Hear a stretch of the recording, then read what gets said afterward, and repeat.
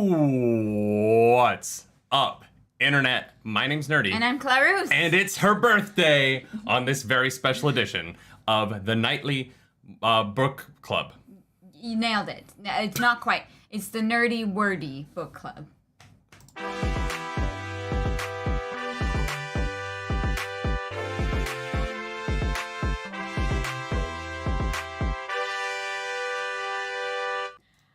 That is right. Welcome back to another edition of the Nerdy, the Wordy, the Book Club. And we have to start with a super chat today because Methany dropped in that happy birthday. Thank you so much. Thank you, Methany. For that super chat and for the birthday wishes for the wife.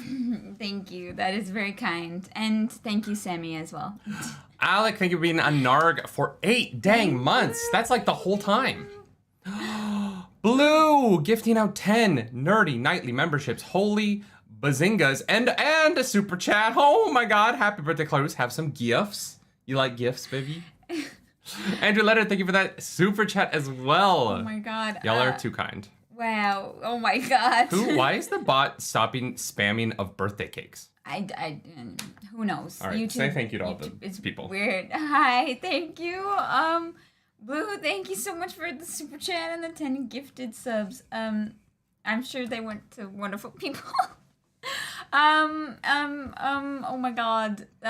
Jason, welcome back to the Nerd Table. Andrew, thank you so much for that super chat. And Caleb, thank you so much, you guys. Oh my god. You're going to make Clarus cry. Please stop. No, I don't cry. Never, except in episode 6 of The Sandman. No, never. Oh my god, thank you for all of the birthday celebrations, friends. Y'all are the best. Seriously. But it's time, like I like to start a lot of these shows with, it is time to read a review of the podcast from Apple Podcasts. If you would like for us to read whatever it is that you write about us, go over to Apple Podcasts and leave a 5-star review of the podcast, and then you can make me do things like this. Robin Sows, thank you for that super chat. Bitstorm, thank you for that Narg join. Kevin L. Stevenson, thank you for that super chat. Oh my god. Hunter, thank you for that Narg join. Let's go. Thank you guys so much. Holy shit. That Dark Friend, thank you for that super chat. Thank you, Dark Friend. All right, here we go. This review is called The Taint of Time. It's a 5-star review by Brent PW. Oh boy. First, let me address that this silly made-up grammar rule of being uncapitalized and thus made lesser to verbs and maybe propositions in a title is seemingly let me take that again, is unseemly and naturist hogwash.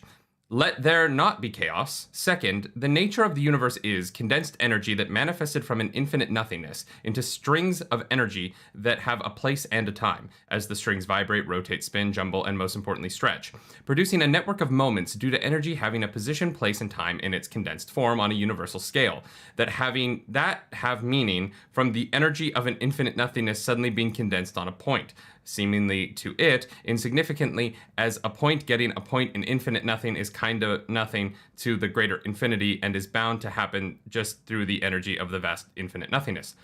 I'm losing my train of thought, so I shall move to my third point, which is cool show. Some fireworks and taints show up every now and then. Otherwise, great show. I would give a 4 because there's always room for improvement, but I've been threatened. Narg smart. Wow, what a review. Thank you for that physics lesson. And thank you for the review, Brent People Do. Bob C, thank you for that super chat. And Slick Jack. Oh my god, thank you. Sunscreen is my best friend. Don't you worry. She wears sunscreen every day, even if she doesn't go outside. No. If I know I'm never leaving the house, then I don't. But yes. That review deserves Narg knows physics. Oh my god, thank you guys. You guys, this is gonna be a long intro for podcast listeners, so sorry. It is Clarus's birthday. She has turned 21, so she's finally old enough to drink in the United States, which is so good. Yeah, I'm 21. Father Jerusalem, thank you. May you always find water and shade. Thank you. And gamer subs. Subs. Loadbolt, thank you for that super chat. What is... This is a good time to get our housekeeping out of the way while my wife giggles and tries not to cry at the kindness that you are showing her. I don't cry. And so I'm going to say that this podcast is brought to you by Audible. Audible is a place where it is not Clarus's birthday because Audible lives outside of the regular space-time continuum in a bunker in the magic zone where they keep all of these voices, much like Ursula steals Ariel's voice. Audible steals the voices of famous people and has those voices read you books. You can download those over at audibletrial.com/nerdynightly. Get a free 30-day trial of Audible, as well as a free audiobook on us. Wow. Yeah. That was beautiful. Truly well done. Bazimian, thank you for that super chat. Thank you for the super chat. Monkey. Wait. We have to show the chat. We don't really. What Monkey got you for your birthday. We don't have to. Y'all, look at this gift that our beautiful mod Monkey got. For those of you listening to the podcast, it is a thick crystal that has Clarus crying inside of it. I don't cry. I love it so much, Monkey. Thank you so much. Coincidentally, our first 100,000 video. 100, Yeah, we have a 100,000 view video. Mm-hmm. We're famous now. Mm-hmm. Yeah, Ursula runs Audible, and she just steals famous people's voices and makes them read books. Well, that's good to know. That is very good to know. Monkey, thank you. Trevor Fast, welcome to the Nerds. Welcome back to the Nerd Table. Thank you. So Clarus, we have finished The Lord of Chaos, Book 6. We are a third of the way-ish through our journey. No, we're probably more than a third. Math is, I don't. 12. I don't do numbers. We are 2/7, right? No. 2/7? We are 3/7 of the way through the series. What kind of a fraction is that? It's 3/7. What do you mean? Oh my god. We're 3/7 of the way through the series. What'd you think of the Lord of Chaos? Good. Would recommend. Good. Yes. Well done, Robert Jordan. You crushed it. I think this is my favorite book. Really? Even though I do have some complaints about the ending of it. Not Dumas Wells. I loved Dumas Wells. Okay. I do. Before we get into it, I will say I was slightly disappointed with how it ended for every storyline that wasn't Rand.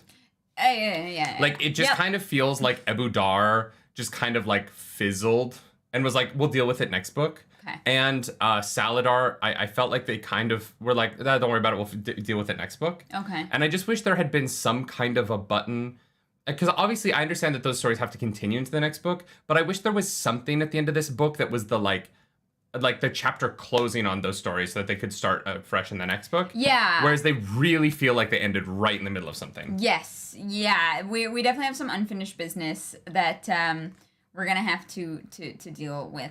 I think that 4 is still my favorite. That's fair. Still like really, really good. But yeah, we have a lot that we have to wrap up or continue on with the rest of our characters. And you know, I guess we're doing our recap on Monday, so we will be able to start reading after that. But I was like, I just want to read the book, and we don't have book club next Friday, but we do have book club on a Monday. So don't you forget it. Monday, we're doing the full book recap for this book, y'all. Not next Friday, because we will be at DragonCon in Atlanta. So join us Monday morning, the 29th, I think it is. The 29th, for the full book recap, 11 a.m. here on the channel, or obviously later. Yes. We wanted to get that out of the way so that we don't have like 2 weeks before we do a recap. Yeah, it felt weird to come back after that time to recap the book and then do something else. We also want to read on vacation. Yes, so. We also want to get our reading in, so there's also that. That is also true. Yeah. So other than what happened with the girls, how do you feel about the ending of Rand's storyline here? And everyone converging on Dumas Wells. Oh, man. I'm so nervous for what's next. Because, like, Rand is upset, understandably, right? He's those Aes Sedai messed up. No Aes Sedai. Even the ones that did, like, come to, like, literally rescue him. And they are not going to be happy about being forced to, like, swear fealty to him. No. And I think that it's just going to make matters a lot worse. Yeah, but Rand's also in the right there. Like, he was like, look, like, you guys, you messed up your numbering twice now. If it was the first time they had come with him with too many Aes Sedai and, like, violated what he asked of them, I think it would be an overreaction. But because of the 13 moment in Caemlyn, it's like, you guys just made the same mistake twice. Like, how did you mess this up twice in a row? Well, they didn't mess it up. I mean, they sent 9 on purpose, right? Like, Right. How did you mess this up twice in a row? Yeah, no, they're being deliberately dicks. Like No, but it's not being dicks. It's being stupid. Yeah. Right. Like it's not even like it goes counterintuitive to what they want to accomplish. Yeah, they want to. Well, no, they want Rand to work for them. I was gonna say they want to work with Rand. No, what they really want is for Rand to, kneel to the little tower. But that's so stupid. They know that he has all the power in that situation. Oh yeah. Like he has the army. When he says he doesn't need them. Yeah. He's like, you need me. And what's crazy now is that because he has the Ashaman, who have not taken the 3 oaths, what use are the Aes Sedai to him? Like, what value do they bring? They can't really fight, right? They're so limited in what they can do. And so it's when you are coming to the negotiating table in such a weak position to then behave so childishly they're like, is nuts. They expect things because they're Aes Sedai. Doesn't matter. They don't care. Like, automatically we're Aes Sedai, so that puts us above. And I'm like, why would you send? Okay, say that's true, right? Why would you send if you're the little tower? Why wouldn't you maybe figure out who is good at this and send them? Well, that's why these Aes Sedai are clearly not capable. No, but that was why. Was it Marin? Marana or whatever her name is. Yeah, she was literally. She's like, I have only ever had one negotiation failure, and it wasn't even a failure. It was that they didn't honor the terms of their agreement that we came up with, right? That's true. And Karuna and what's her face didn't show up until they came by accident. Yeah, so they're probably dark friends. Maybe, yep. Mm-hmm. But that was the intention, was that they were to go there and actually negotiate. Mm-hmm. And I think that if the one Aes Sedai hadn't been stabbed, things would have gone much differently. Because that's even where they in were that, the Aes Sedai look stupid. Well, yes, they were dumb for thinking that Rand did that, because that would be the silliest thing. Like, the fact that they didn't consider any other options, they were automatically like, oh, it's Rand. I was like, guys, come on. Really? Rand sent someone into your thing to tell you that it happened as it was happening so that you could save her in time? It's not suspicious at all. It is very easy to come to the conclusion that we are here negotiating with Rand and having talks with Rand, and Eleda obviously wants to negotiate and have Rand on their side. She's down for kidnapping, though. No, but it makes sense that Eleda does not matter. She doesn't care about killing Aes Sedai. Eleda sent somebody to make their negotiations rocky. Did, but yeah. Yeah. Well, yeah. Whoever it was from the White Tower, that's not like a big leap. Like, logically, I'm like, that would be one of the first things that I would consider. And so it was just, baffling to me they didn't consider any other option. And I was like...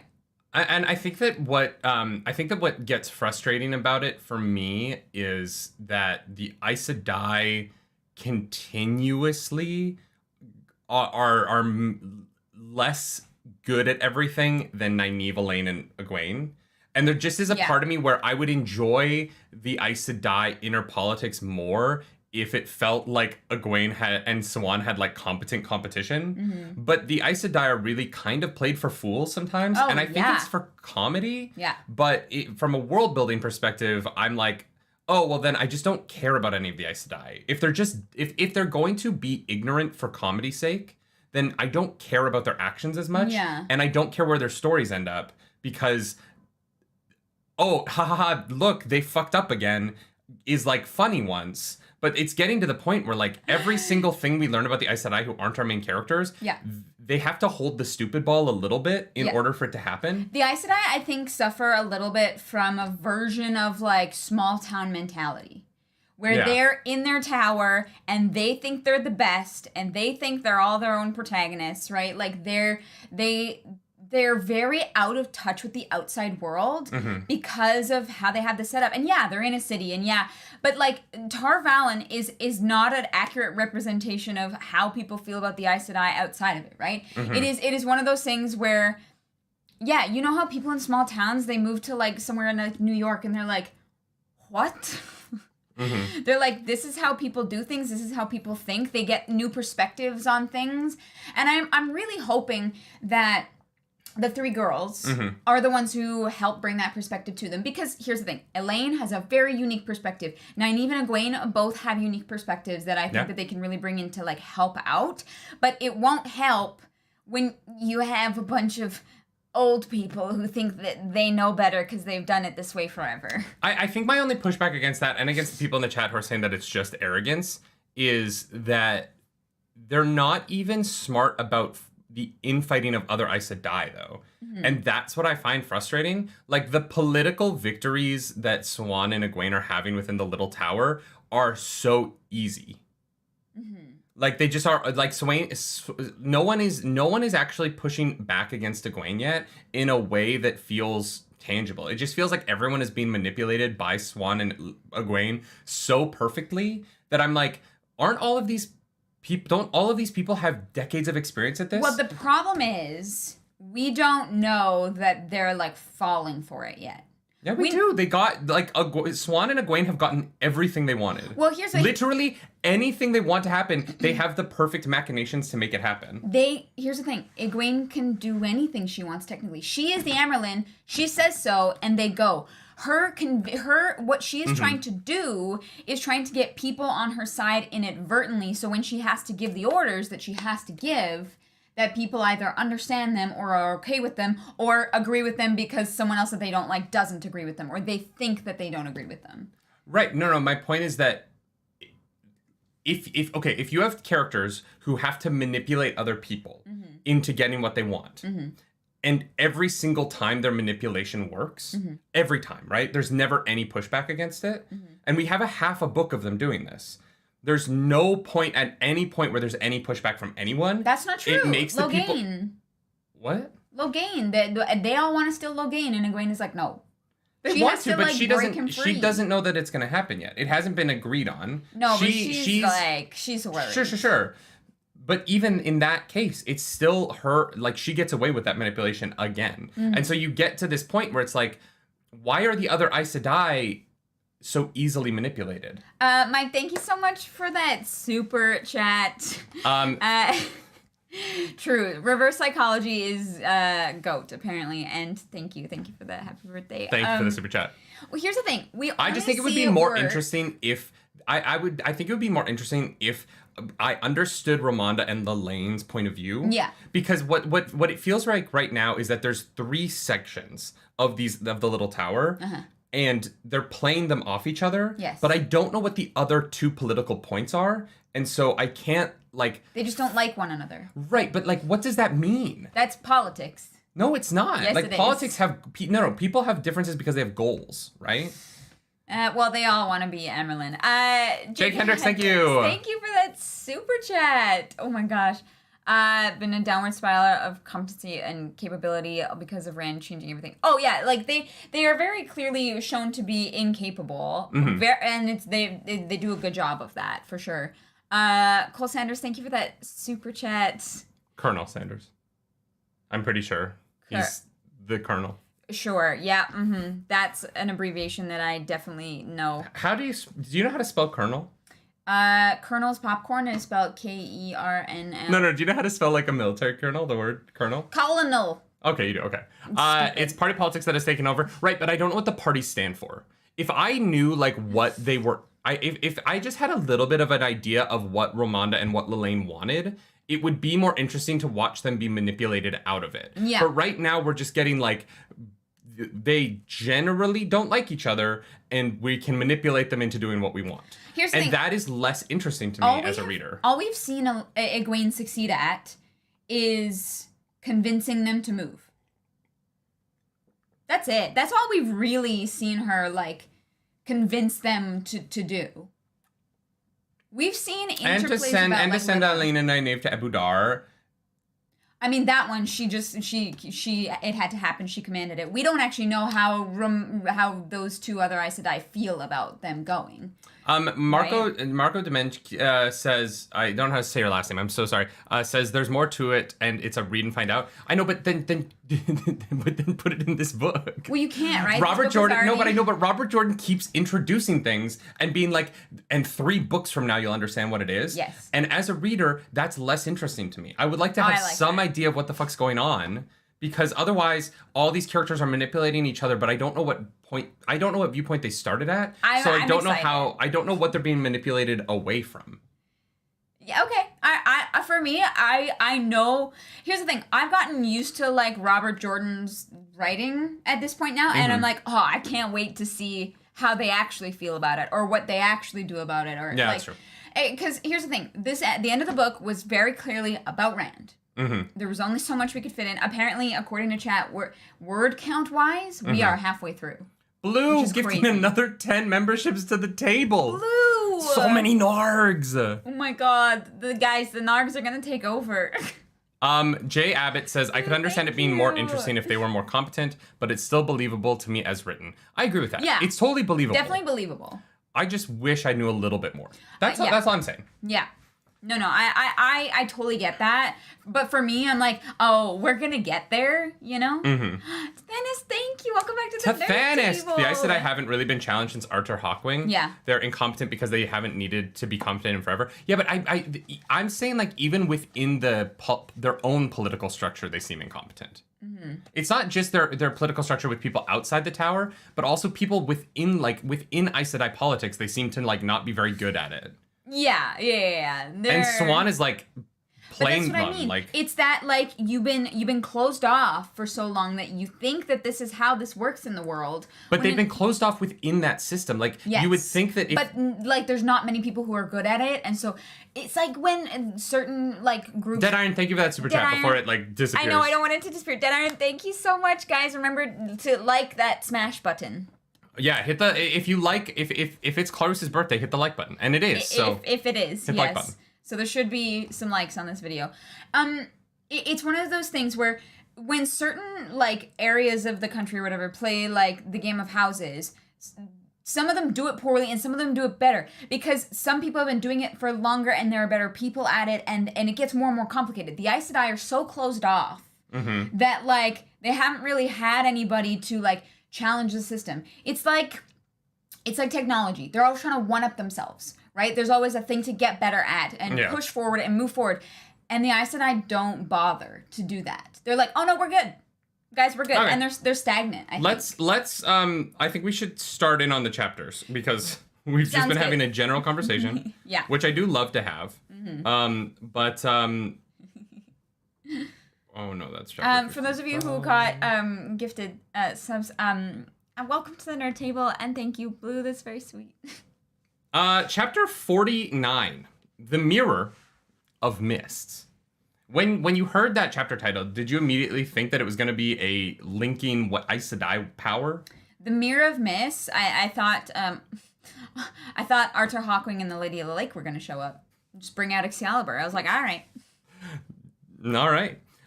So this is the Rand has run away from Caemlyn because he finds out that there are 13 Aes Sedai in Caemlyn by accident. Yes. Do we think it's actually an accident? Oopsie. I think yes, actually. Do you? Yeah. Oh God, I don't. Okay. Yeah, I think that the two who showed up, Karuna and someone else. I can never remember who the other one is. Starts with a B. Those two were looking for Rand. I don't think that they knew that there was an embassy already in Caemlyn. I think that they just met up with I think they knew. All right. I think there was a dark friend who was handing out little boxes in the mountains by the Aiel Waste. Oh, and you think they got a box? Guys, you gotta go. You think they got a box? I don't think they got a box. I think that Demandred. I think that Demandred was like, "Yo, there's 11. I need." Rand's in Caemlyn. Varen is definitely dark friend to me now. I'm like Varen. I'm like almost convinced. I know Varen is very. Sus. And I think that Karuna and Bera are also dark friends. And I think that the Forsaken got them across because they needed it to be 13 because they're trying to throw off Rand. I think it's Demandred messing around. Because when Demandred kneels at Shai Ghul at the end of this book and he's like, "Did I not do well?" I think that that's one of the actions that he's talking about. Yeah, sending them to be 13 so that to throw them off. Here's the thing. Maybe Karuna and Bera were not in on that. That they were just like... Hold your fire, thank you for that super chat. Thank you for the super chat, Hold Your Fire. It's kind of a problem with the long book series for me, plotline and story beats that don't get payoff for a while. Yes. So worth it when it finally comes together. I hope it is. Yeah. I really do. Like, I'm sure it will be. I really hope that there are Aes Sedai outside of our main characters who I eventually think are competent, because right now I don't. Here's the thing. Karuna and Bera, that's it, right? Yep. They also, I think it is just as likely that they headed over to the Waste, and Demandred could have disguised himself as an Aiel and been like, oh, the Karakan, yeah, he's in Caemlyn. And they could be like, oh, okay, now we gotta go to Caemlyn. I don't know how they would have gotten there so fast, though. It's been They would have had months. to... Yeah, maybe. It's possible. Because they left months ago. Yeah. I still don't really know how people get around. It's possible they walked, but there's a part of me that thinks they were portaled over. I see. This actually starts with Rand and Perrin in a courtyard hanging out. Loyal is like, whoa, what's up, my boy? And Rand is like, yo, I just met your mom. And Loyal's like, and Loyal's like, oh, no. Shit. Was there somebody else with her? Aerith. And Loyal's like, I mean, her ears are really sexy. Oh, wait, I shouldn't talk about these things. I was like, wow, Loyal's got an ear fetish. Okay. I think it's an Ogier thing. All right. Like the, oh my God, what's the thing from... The species from Star Trek who's the Ferengi. The Ferengi, yeah, yes. with their ears. Yes. I was about to say the Flurkins, but I was like, it's not Flurkins. No, the Ferengi. Yeah, so Rand, maybe the Ferengi are the Ogiers? Former Ogiers. You know what I mean? Like, Ogiers become the Ferengi in the future. I do not think so. Over time, they evolved into the Ferengi. Only thing that's similar about them is the ear thing. There is nothing else. Anywhere. Well, I mean, maybe when they went to space, they lost all their hair, and that's why they're bald. And they decided... I'm just saying, it's possible. It's possible. Right. Sure. The Ogier we don't need to be this tall anymore. So, Rand is freaking out when... Because Min shows up, and Min's like, yo, those ladies, they're coming. They're not giving you a choice. So, they're coming. And Rand's like, oh, shit, I need to get to my throne first before they get to the throne room, otherwise. And so everyone starts otherwise, it's awkward. They can't beat me to the throne room. I was like, do your guards just let people in? You'd think that the guards would be like, no, you don't have permission. Well, I mean, the Aiel will do literally anything for the Aes Sedai. Yeah, but I feel like the maidens will do anything for the Karakarn to keep him safe. Yeah, and a bunch of Aes Sedai storming and angry to me is like, no, calm down. You don't get to be mad here. This is not your house. Yeah, I guess. But they do let everyone in. And Min is like, I'll come do a reading. And Rand is like, no, because if they see you, they'll know that you're my spy. Yeah. Mm-hmm. And so Min leaves them to go talk. And Rand sits down on a seat, and the Aes Sedai come in, and they are big dicks. You know what would have been really nice here if people communicated? If they were like, hey, stabbing her, not cool, you know. Rand would have been like, wait, what do you mean? And they would have been like, oh, well, you tried to kill her. No, I didn't. Oh, well, that's interesting. I wonder who did. Yeah. Problem solved. The best part of this scene is Rand being there like, what is happening? Yeah. Because they won't say it. Yeah. Fucking Aes Sedai. Nishlia, thank you. Nishlia? I was like, I don't know if I'm saying that right, but thank you. I know. Communication. Who's she? Don't know her. Yeah, this scene was literally just them being like, we are strong. And he's like, yeah, okay. Yeah, he was like, all right, cool, bro. Cool. Yeah, they made themselves look bigger. And he was like, but they use their power, and he's just like, no. And he bats that away. Yeah. I do like Melaine at the end of this is like, you did good. Yeah, Way to go. Yeah. Good job. You handled them very well. And I'm like, I don't think anyone handled this well. Methany says, we're forgetting about the fact that Rand made a good joke for once. Methany, thank you for the super chat. I don't know. I don't remember the joke. Oh, you're not going to find it. Good luck. So we cut over to Min. Min is riding her little horsey through town, trying to get back to the inn so she can pretend that she was never in at the inn, and she's chilling, and she goes over to her warder friend, who is like her father figure within the group, which I thought was a really cute relationship. Oh, this one. Oh, you did find it. Where he tells... he's like... How the hell did you find that? I don't know. I got lucky. Where Sulin was like, Sulin's already got the... Sulin's already going to get the coat and everything. And Rand is like, well, in that case, you can bring my horse to the Grand Hall. And the maiden is like, what? Oh, was that a joke? Yeah. I didn't get it. All right. I didn't get it. What's the joke? What was that? I don't know. Doesn't matter. Are you just breaking our apartment mid-show? I thought. Classic. Okay, so we meet Mahiro Shukosa, who is our warder friend, who is like also there's 2 more Aes Sedai here, and Min's like, fuck, god damn. Yep. Mm-hmm. So she gets back on her horse. Yeah.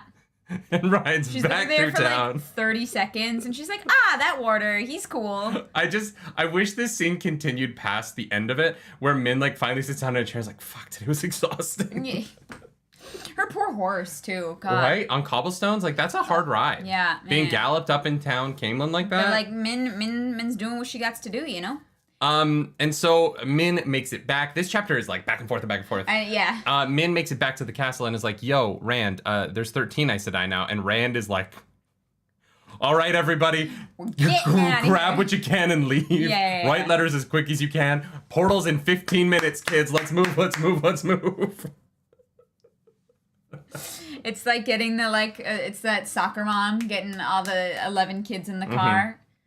Yeah, this is like my family going on vacation because my mom is like the worst for time. Let's go. And so there would always there's a point with my stepdad who's like the best man. Like love my stepdad so much. But there's a point where he's like, all right, we have to leave now. And so he goes from like, all right, well, let's get going mode to this. You have 10 minutes. No longer. Yeah. I'm drawing the line in the sand. You gotta be in the car because the car is leaving. My favorite Kim story, though, from vacation, we're driving south to go to Florida to see family, and we're driving through North Dakota, South Dakota area, and it's like 3 o'clock in the morning. We're all asleep.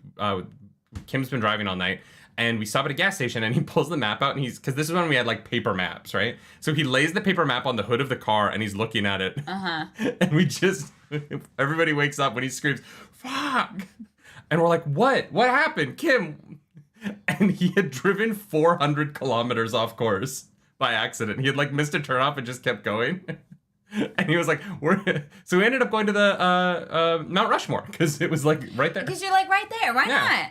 It was a good time.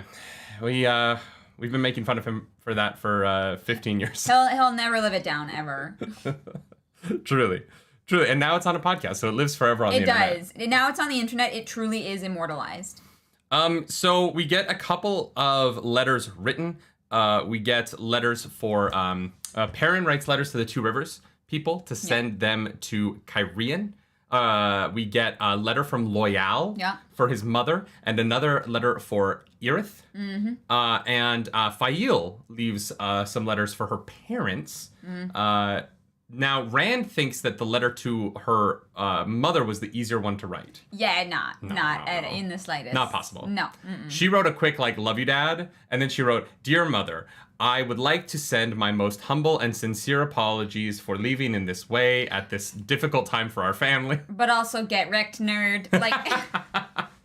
Like, they have a weird relationship. Next time you slap me, I will knock you the fuck out. Yeah, literally. I love that Loyal just keeps missing his mom. Like, not missing as in I miss you, but like, they keep almost, yeah. Ruth Ann, thank you so much for that super chat. Super chat, Thanks for making it to the live. We appreciate it. I do like Rand teleported her over, and so I wonder how long this cat and mouse game is going to go on for. I know. Hopefully the rest of the series. I almost think that it won't. I think that like the finale is Loyal's wedding. No, I think Loyal and Aerith will get married, and then Aerith will be like, all right, I've got my axe, let's go fight with Rand. Like I feel like the twist is going to be that Aerith is also like, no, it's Tarmangaden. We gotta saddle up. Cowboy, come on. Yeah. I would love that. I want that to be exactly what Aerith says to Loyal. Mm-hmm. We gotta saddle up, cowboy. Well, I love the idea that, like, Loyal's mom is like, get a wife, so she has to keep you in the steading. And she, like, picks the one girl who's probably like, yeah, let's go. Whoa, Blue, 10 memberships. What you doing, Blue?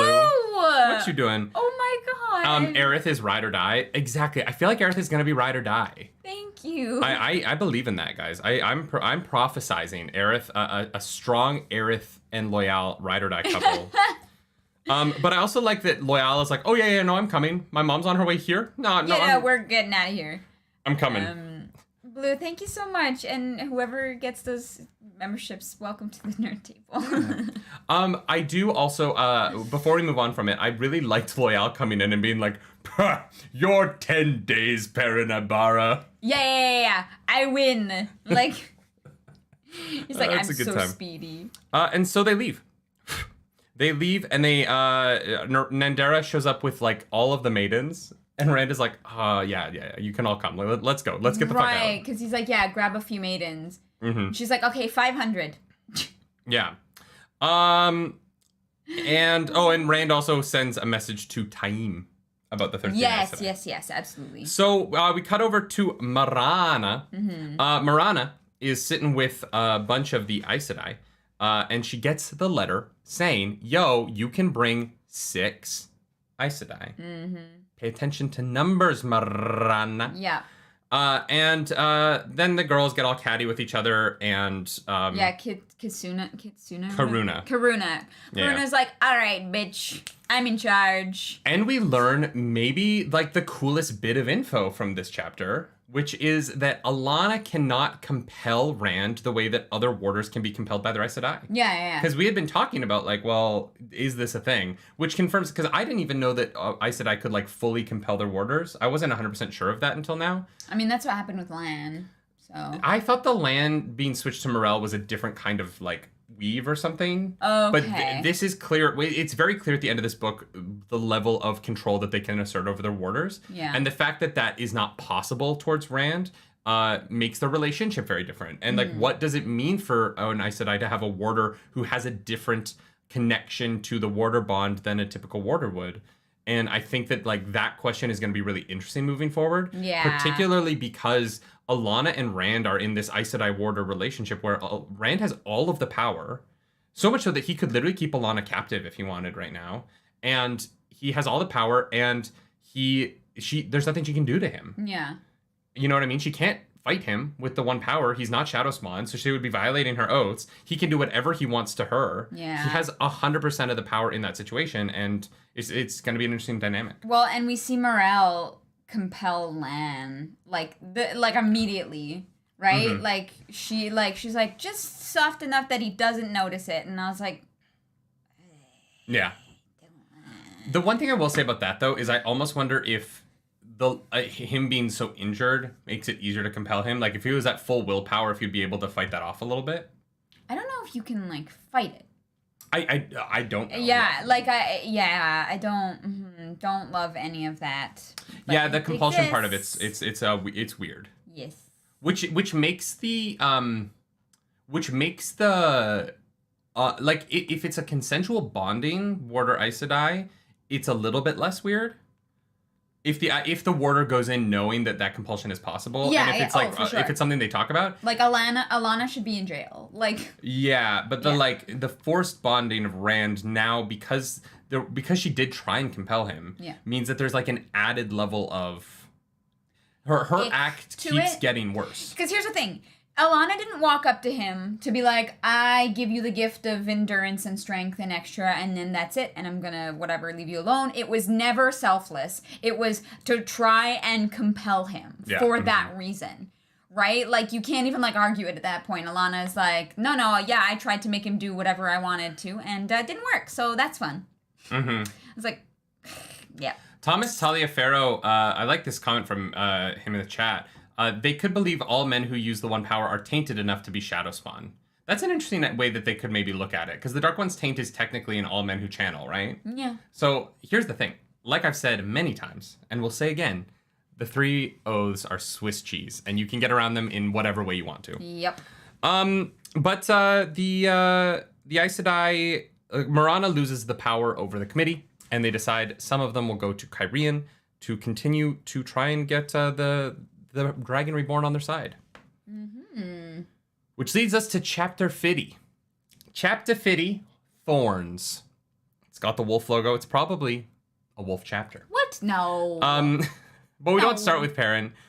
We start. Oh, this is. We're gonna be talking about our lows from the book pretty quick here. I have a feeling. Not quite yet though. We start with Rand. And Rand is like, when they get through the portal on the other side, Rand just kind of like fully collapses. Yeah. He's like wiped out. Yeah. He's done. And so him and Min go to bed. That's it. The end. This game Min is playing is so funny to me. It kills me. She is my favorite. She was my favorite when we met her, and she is still my favorite. Oh God, I love Min so much. She is the best. Yeah, but the fact that he's like just like in bed for like 3 days, and Min is just there stroking him, and she's like, oh, she won't give up this joke, and I'm like, dude, like Rand, and this, come on, she buddy, like loves you, buddy. Oh God, Rand is literally Megara from Hercules. Who you think you're kidding? She's the earth and heaven to you. Oh God. So he finally gets up out of bed. He's fine. He asks if Gawain would come by. No. Which was... He does not hate me. It's such a, like, small moment, but... it hurt my heart. Because Rand is like, oh, he won't come here because he believes the rumors that I killed his mom. And it's like, how do you, like, you know, do you write to that person again and be like, hey, like, this is not, like, let me talk to you about, like, what do you do? No cap, bro. I didn't kill your mom. No beef. I feel so bad. No cap, no beef, no homo. I didn't kill your mom. No beef, no homo. I want to start a podcast that's called No Cap, No Beef, No Homo. And it's just growing out. No, but it's so gay. It's so dramatic, and we lie constantly. It's like Drag Race. That's you could ironically have a Drag Race podcast called No Cap, No Beef, No Homo. Right. And that would be so funny. That would actually be very funny. I would listen to that one. But yeah, this was such a sad moment for me because I was like, poor Gawain is like under the... Here's the thing. We don't even know if Gawain got the letter, to be honest. He's working with the Aes Sedai. What letter? That Rand sent him. No, he got a polite refusal from Gawain. Oh, did he? Oh, yeah. Oh, okay. Gawain sent a refusal to come. Oh, okay. My thing with... Gawain was like, no homo, bro. My thing with Gawain is that I'm like, dude, like, it's a rumor. Like, my problem with Gawain is that he has fully committed to Rand killed his mom when he doesn't even actually know if his mom is dead. Yeah, it's one of those things where I think that he refused because he's upset. And, you know, he says to Egwene, like, I won't kill him, but, like, I'm also not going to do anything to help him. And I think that he doesn't want to put himself in a position... in a room with Rand where he can let his anger get the best of him? Oh, for sure. No, I get that. I'm just saying, like, Gawain, like, all you've heard is a rumor. Yeah, I don't think he got a reply. Gawain said nothing. I think Gawain gave a reply. I'm pretty sure Gawain politely refused. At least that's what I wrote in my notes. I'm not sure. But I remember thinking maybe Gawain didn't even get it. Oh, no. Never mind. No. No, that's okay. He sends a polite refusal. I'm reading the sentence wrong. He sends Coirin a polite refusal. Oh. And at the same time asks for Gawain to come to him. Gotcha. And Gawain never comes. Gotcha. So that's why I'm like, maybe Gawain never received that? I don't know. I think he did. Okay, all right. My only problem with it is that Gawain is fully just believing rumor. Yeah. And like committing to his belief in that so hard and this is my real problem with it, is that Egwene, a person that Gawain knows and loves, and I assume trusts, said, no, Rand did not do that. But Gawain is like, yeah, but this guy at this bar said that it happened, and that's where I'm like, dude, like... But Egwene is only going off of, like, what she thinks is true, and she says, I don't have any proof. Egwene was with Rand when Rand found out that Morgase was dead. Egwene was in the room, in Caerhun, when Rand found out that Morgase was dead. Yes, and but followed Egwene Rand to Caemlyn to avenge... What do you mean? No, but Egwene was not there when Rand got to Caemlyn. Okay, for all Egwene knows, Rand could have showed up and murdered Morgase, and Egwene wouldn't know otherwise. Technically. But Morgase, what? That's all I'm saying. Is Rand and Egwene like, were in a room together, and someone came in and said, "Hey, Morgase is dead." To which Rand responded by being like, "All right, we're going to Caemlyn to avenge her." And then they do that together. Well, no, I guess Egwene wasn't in the party that went to Caemlyn. But so you're saying that you think that Egwene would think that Morgase was actually still alive, and that Rand, on his mission to avenge her death, killed her for some reason? No, because Egwene knew that they had to oust Raven, right? No, that's not... Wait, what? No, he does. No, that's not their goal in that moment. No, they change goals, right? Yeah, because they find out that Morgase is dead. Yeah. Together. That's what I'm saying. All I'm saying is that, like, Rand could have had someone show up and be like, Morgase is dead, as an excuse to go conquer Caemlyn. That is insane.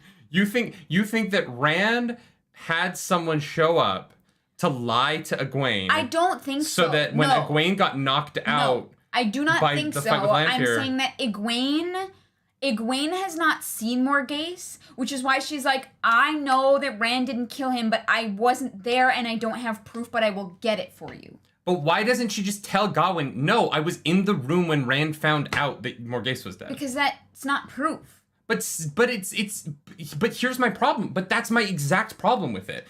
Gawain is willing to believe a rumor that he doesn't know is true over Egwene, who he loves and trusts. Yeah, he makes a comment about it, and he's like, rumors have a way of circling around to the truth. That is not a reason to believe them. I am not saying he's right. I'm saying he's emotional and he's angry and he's scared. But that doesn't justify Egwene leaving out that information when they're talking about it. It doesn't justify her not telling him that she was there when Rand found out that Morgase died. Like, it is such a failure on her part to not give him any doubt that Rand did it, other than, I don't think he did it. Right? Well, she's like, no, he didn't, but I can't prove it. Because being in that room isn't, like, proof. Like, she could have been like, I was in the room when he found out, but that doesn't mean that he didn't do it. Like, that doesn't actually mean anything. From Egwene's perspective, it should. Otherwise, Egwene thinks that Rand is a murderer. Who lies, who has these crazy conceits to lie about it. I'm going to prove to you, but she doesn't have any, like, proof. That's what she's saying. She's like, Gawain, I know he didn't do it.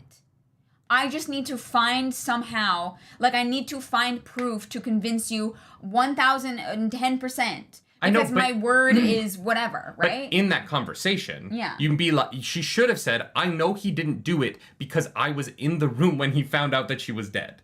I just don't know if that is a stronger argument than, I know he didn't do it, but I can't tell you why. Well, she didn't say that. That's essentially what she says. That is basically what she said, right? And so Gawain is literally like, well, I heard a rumor one time.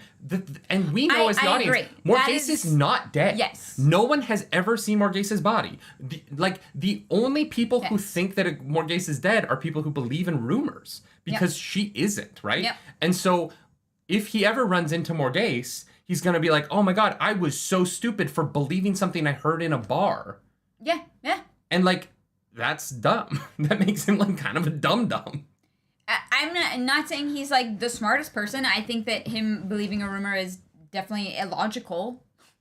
But I also I don't think it's I don't think it's not believable. is what I'm saying. I just find it strange for him to have a person who he loves and trusts tell him the opposite and it not sway his needle at all. I mean, he loves her. If I was Egwene, I would be like... trusts her. If I was Egwene, though, I'd be like, this is not a healthy relationship. If you don't trust me... Nobody has a fucking healthy relationship. Oh, sure. No, that's fair.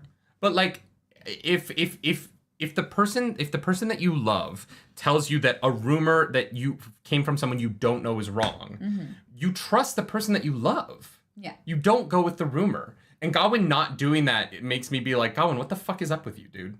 Yeah, no. I'm not saying at least let it introduce some doubt. He's still 100% committed to it, even though he should have at least a little bit of doubt, right? And he doesn't, and that's weird.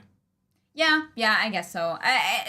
For me, I'm like, I get it. It's dumb, but I'm like, I get the writing. Alex, thank you for that super chat. Thank you for the super chat. I thought you'll understand by this point that miscommunication as a root to all problems is the idea of the books. Please go on already. Oh no, we know that, and we will talk about it every goddamn time. Here's the thing. I love the writing of this book series so much that I want to treat these characters as real people, which means diving in when they have real flaws. Yeah. I'm not like upset that they have flaws. We could sit here and talk about then this happened and then this happened, but that's not, you guys already know that all happened. Right? Like that's not the fun part. Yeah, 100%. So Ruark is giving Rand a lot of shit about not handling the Shido more. He's like, there's some dangerous Shido shit. Danger. Yeah. Which is not helped by Savannah just being a wise one now and being able to walk into the camp even though she's not a wise one because she didn't go to Ruidin. And the Shido really don't care about the Ruidian stuff anymore. Did Savannah never go to Ruidin? Because I thought she was a wise one before Couladin was... No, she's not a wise one. Because she didn't go to Ruidian. She was a roof mistress, right? Are you sure? I don't think that the wise ones would have accepted her if she hadn't. They accept her because... she was a wife to... I don't know. Yeah, Savannah was she was the clan chief's wife. And now the Shido wise ones are saying that she's a wise one, and so the wise ones of the rest of them have to accept it. She was someone else's wife before Couladin. Couladin's brother. Right. Yeah. Right. Yeah. Okay. And gotcha. So she is not a wise one, but the Shido are calling her a wise one, and so the people have to accept her as a wife, as a wise one, or else like disrespect her. Well, and the Aiel, the Aiel that are on Rand's side, can't stoop to the Shido's level and like break the rules just because the Shido are being stupid. So they have to honor that, even though they talk shit behind her back. We should also mention before we get off Rand's POV, he did manage a quick visit to Herod Fell. And Herod Fell went fishing. No. He went with Min first. Yes, and Min was too pretty and kept distracting him. And he's like, you can come back, but don't bring the girl. Yeah. Which she keeps that note, and she reads it sometimes. It's like, oh my fucking God. We also find out that Min, because, I can't remember which one's pregnant. Berlain? Is it Berlain? No, not Berlain. Huh? Which Aiel's pregnant? Oh, it's Berlain is main. It's who's pregnant, you guys? Someone in the chat. It's Melaine. That's why it's Berlain. God damn it, Robert Jordan. God damn it. So thank you. Melaine told all the wise ones what Min can do. Yeah. Which, I thought was going to be a problem, but nah, it's fine. So now okay. Min is like an honorary wise one. Yeah, which they're is like, fun. This is really cool. We like you. You're chill. And I like that everyone in this book series is like, yeah, Min's the fucking best. Yes. Who doesn't all like accept Min is GOAT. If Min is not your favorite character, I'm sorry, you're wrong. I'm kidding. For legal reasons, it's a joke. But literally everyone who meets Min is like, God, that Min. That Min. She's the best. She's great. Yeah. And so we move on to Perrin. Perrin's hanging out with Loyal a lot, but he has a problem. Perrin's got an issue, and that issue is his wife. No, is Berlain. Berlain. Both of them. But Berlain starts it by what is she doing? Also, yeah, Berlain is a nightmare. I don't know what. She's a fucking stalker. Yeah, and it's fucking. I would get weird. a restraining order I don't know what she's thinking. Why Perrin? Is she just like, nice shoulders? Like, why? Or does she like the competition? Some girls are like that. Some girls only like to go after guys who are taken. Yeah, but Berlane's doing it at work. Yeah, it's gross. Like, it's very, the fist of mayonnaise. Berlane, she sucks. I don't get it. I don't, yeah. Like, honestly, if I was Fael, I would have broken her nose and been done with it. Yeah, and instead, she's mad at Perrin. Like, why? Franklin Cheatham says she always keeps her promises. What is this promise? Are we forgetting about a promise? She told Fael that she would steal Perrin away the, like, first time that they met, which is stupid. But why? I don't know. Does Mayene have a, like, issue with Saldea? I don't know.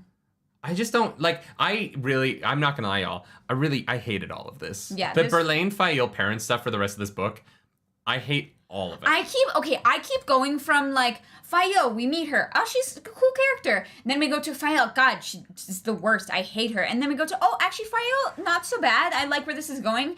Back to, God damn it, cannot stand Fael. Like, she's... Oh, her and Fael fought. Yeah, they had and Berlane beat the shit out of Fael. Yeah. So maybe it's just that, like, Berlane feels Fael isn't, like, strong enough to be Perrin's. I think... Because she kicked her ass. I think Berlane is a dom, and she's actually trying to fuck Fael. Oh. She's trying to get in between there so she can be like, Yeah. That's interesting. My smut corner for the week, I guess. Do you think Berlane ever succeeds then in stealing Perrin away from Fael? No. I think we're more likely... no. I don't know. There's a part of me that thinks that, like, Berlane or Fael could... I think if anything, Fael fucks up the relationship. And Berlane swoops in after that. Like, Fael's jealousy gets the best of her, and it actually does fuck up her and Perrin's relationship. That is so stupid. I hate all of it. Yeah. Fael already kind of sucks. Here's the thing, though. She's so tough. Here's the thing. Perrin, if it got the best of her, if they split, why in the world would Perrin go to Berlane? Other than for, like, a fuck, I guess. But, like, she's so stalkery. Like, you don't fuck with that. That is the wrong thing to do. Then you get stuck with it. If you fuck with it, you get stuck with it. If you fuck with it, you get stuck with it. That's the new shirt. Oh my god. I hate it. Oh, I hate it so much. Because, like, Fael doesn't do anything about it either. She just gets mad at Perrin. And it's like, what the fuck is Perrin supposed to do? I have no idea. He's, like, literally running away from He's Berlane. hiding in the woods. Like, Perrin is doing everything possible to not interact with this. And I'm like, what else do you want? Burnt Ashaman is right. Never put your dick in crazy. Yeah. And Nathaniel, like, yeah. There's, like... And I've done it, guys. Look, I'm going to be very honest. Friends, non-binaries, ladies, I have stuck my dick in crazy.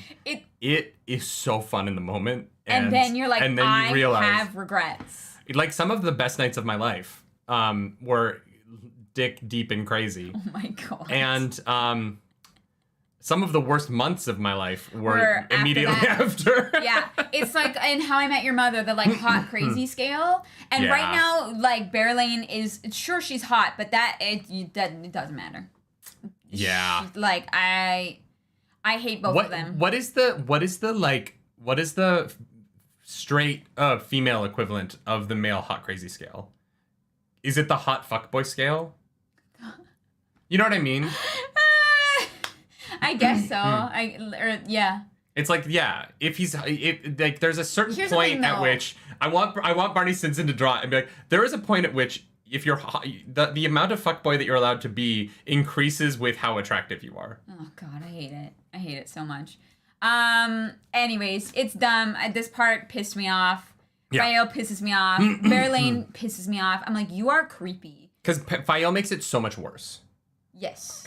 And if Fael could handle it, and she doesn't, and so Perrin's life just gets worse and worse for 10 days where he's not sleeping and he's exhausted and he's like, I hate my life so much. Yeah. Well, it's funny because Rand is like, these 10 days were so nice. I wish they could last forever. And Perrin is like, dear God, this is hell. This is what hell is like. So we cut over to Rand, and on the 10th day, Coirin is like, yo, can I come? And Rand is like, well, okay, so there's 10 days till the Aes Sedai get here from the little tower Aes Sedai. So I can meet twice with Coirin, and then by the time the other Aes Sedai, everyone's on equal footing. And I'm like, God damn, Rand is doing a really good job here. He's trying, and he's they dealing are with some making tough situations. The worst, yeah. That's why I'm like, God, if they had just been like, hey, why did you stab her? I know. It's fine. Yeah. So there, he's like, come tomorrow. Nothing bad happens the next day, so we'll just skip this next chapter. Yeah. It's not a big deal. Chapter 51, The Taking. I don't think we need to talk about this, right? Nothing really happens. Nothing really happens. Honestly, what we should talk about instead is... sorry. No, that is in this chapter, I think? Never mind. What just happened? I think I'm jumping ahead. Don't worry about it. Cool. So Rand is with Sulin. Sulin's like putting his clothes on, and I'm like, God damn it, Sulin, just get and soar up, woman. It's a little tease. It's a little tease. Oh, ASMR. A little podcast. ASMR for you, yeah. Ooh, should we do an ASMR edition of the Nerdy Wordy Book Club? No. Where we just like turn pages slowly. It's just book pages turning. Oh my god. So Rand is like, where the fuck is Min? She said she would be here for this. What is that girl up to? Right? And so he's like, whatever, I have to meet. So Sulin, go get Min. I'm gonna go into this meeting with the Aes Sedai. And so the Aes Sedai walk in, and he's like, all right, there's 3 of them. He allowed 3. And they came with their chests again, which he allows because he needs them to think that he's a greedy little money-hungry boy.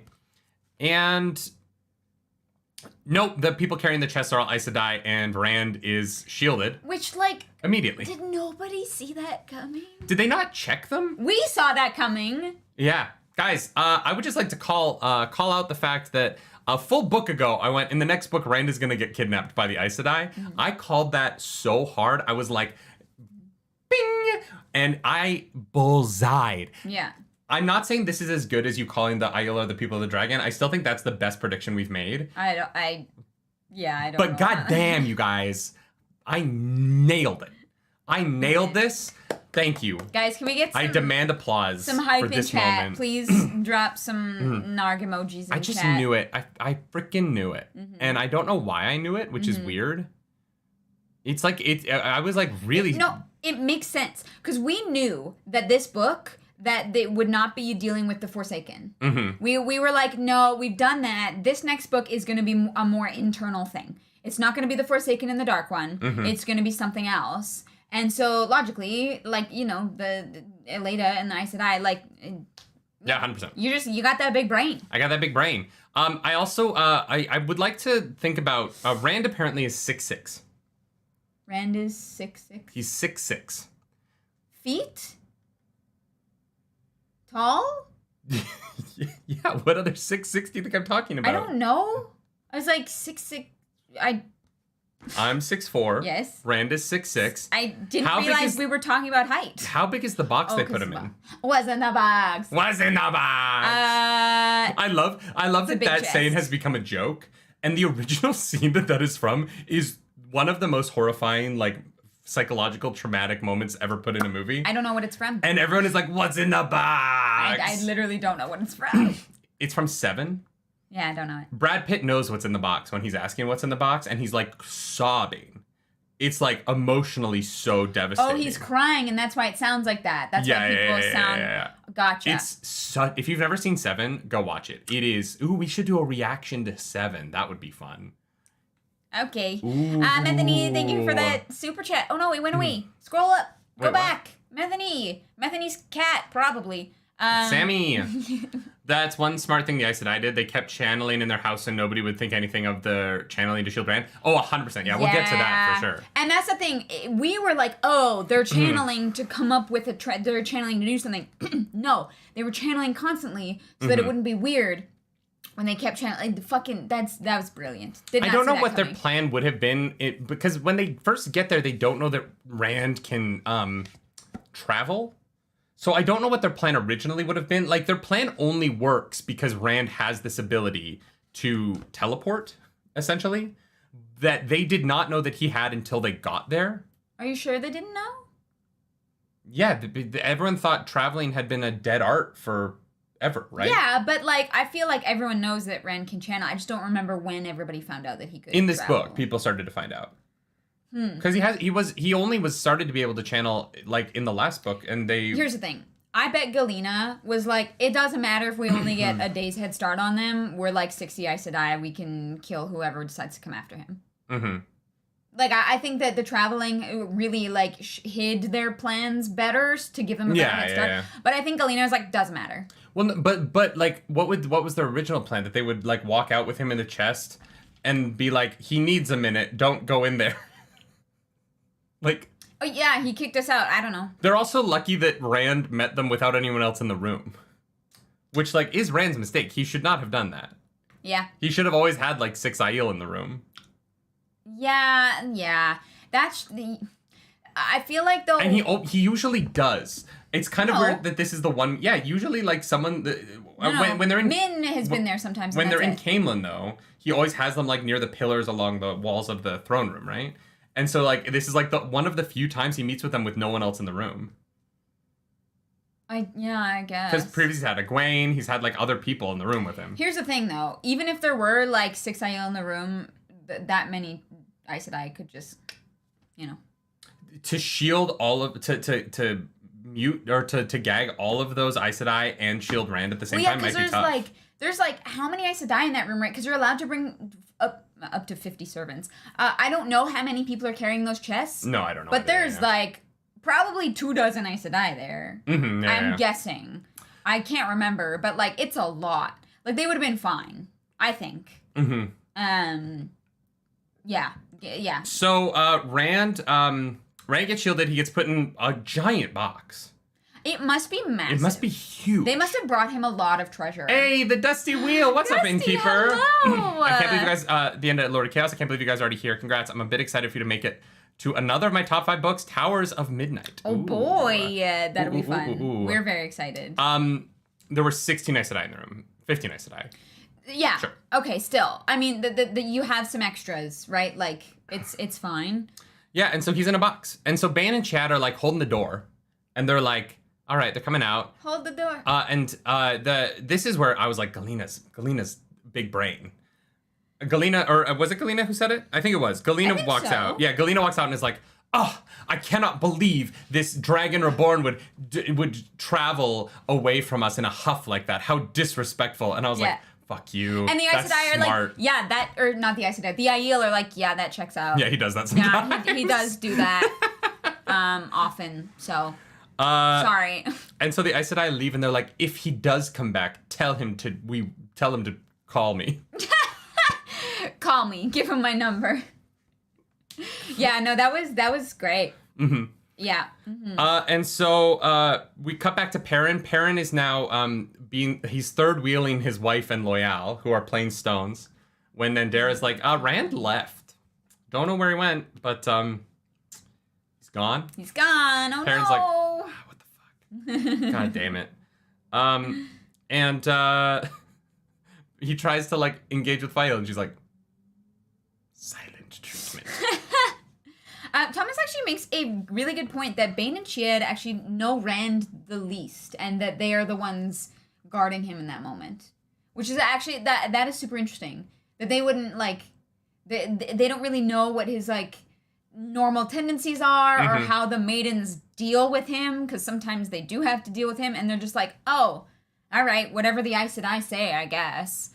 That is super interesting. I didn't think about that. Because they're there, and they've been with us, but they haven't been with Rand the whole time. Mm-hmm. But, yeah. He gets put in a box. Yeah. Roddy Delipsa says Galena said that without lying, which is impressive, but also Galena can technically lie, right? Because she's a dark friend. Because her dark oaths supersede. Yeah. Which I don't really understand how that works, but we might learn later in the book series. Babe, the taint is powerful. God, we do love a taint here at the Nerdy Nightly. So we cut over to Rand, and it's just Rand in Lady Erlin's palace in her basement. When Rand gets back to Caerhun, Lady Erilyn, girl, I'm so sorry. I don't know what's gonna happen to you, but it's not gonna be good. Read and find out. No. They know what house he was kept in. Yeah. She's gonna have a bad day. It's not gonna be a good time. And F's in chat. F's in chat. Rand starts feeling some soft points on the Aes Sedai shield, and hopes that they get hard.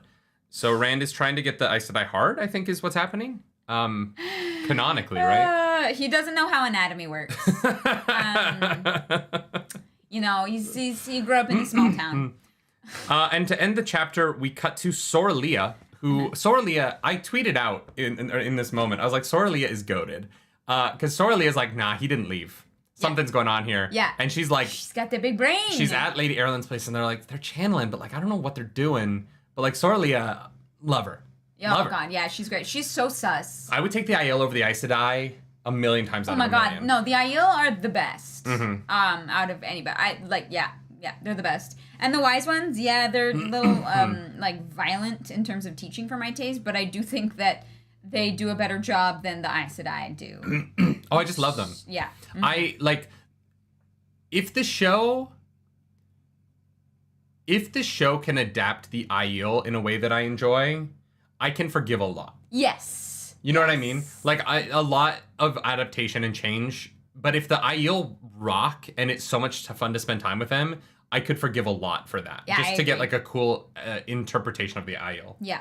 I'd be really down for that. I agree with that for sure. Yeah. Besides the Shadow Dogs, obviously. Yeah. I don't really consider the Shadow to be Aiel anymore. They're not. They're honestly not. They break all their own rules, so I don't think that they are. Yeah, fuck the Shadow. So chapter 52, The Weaves of Power. Fancy. We are in Abu Dar now, friends. I think for the last time. I think this is like the only chapter that takes place in Abu Dar. We get a little section and then it's all Dumas Wells. Matt is finally dicing it up. You know, he took a break because he didn't want to dice with his own men. But he found some people to dice with. He's not doing great.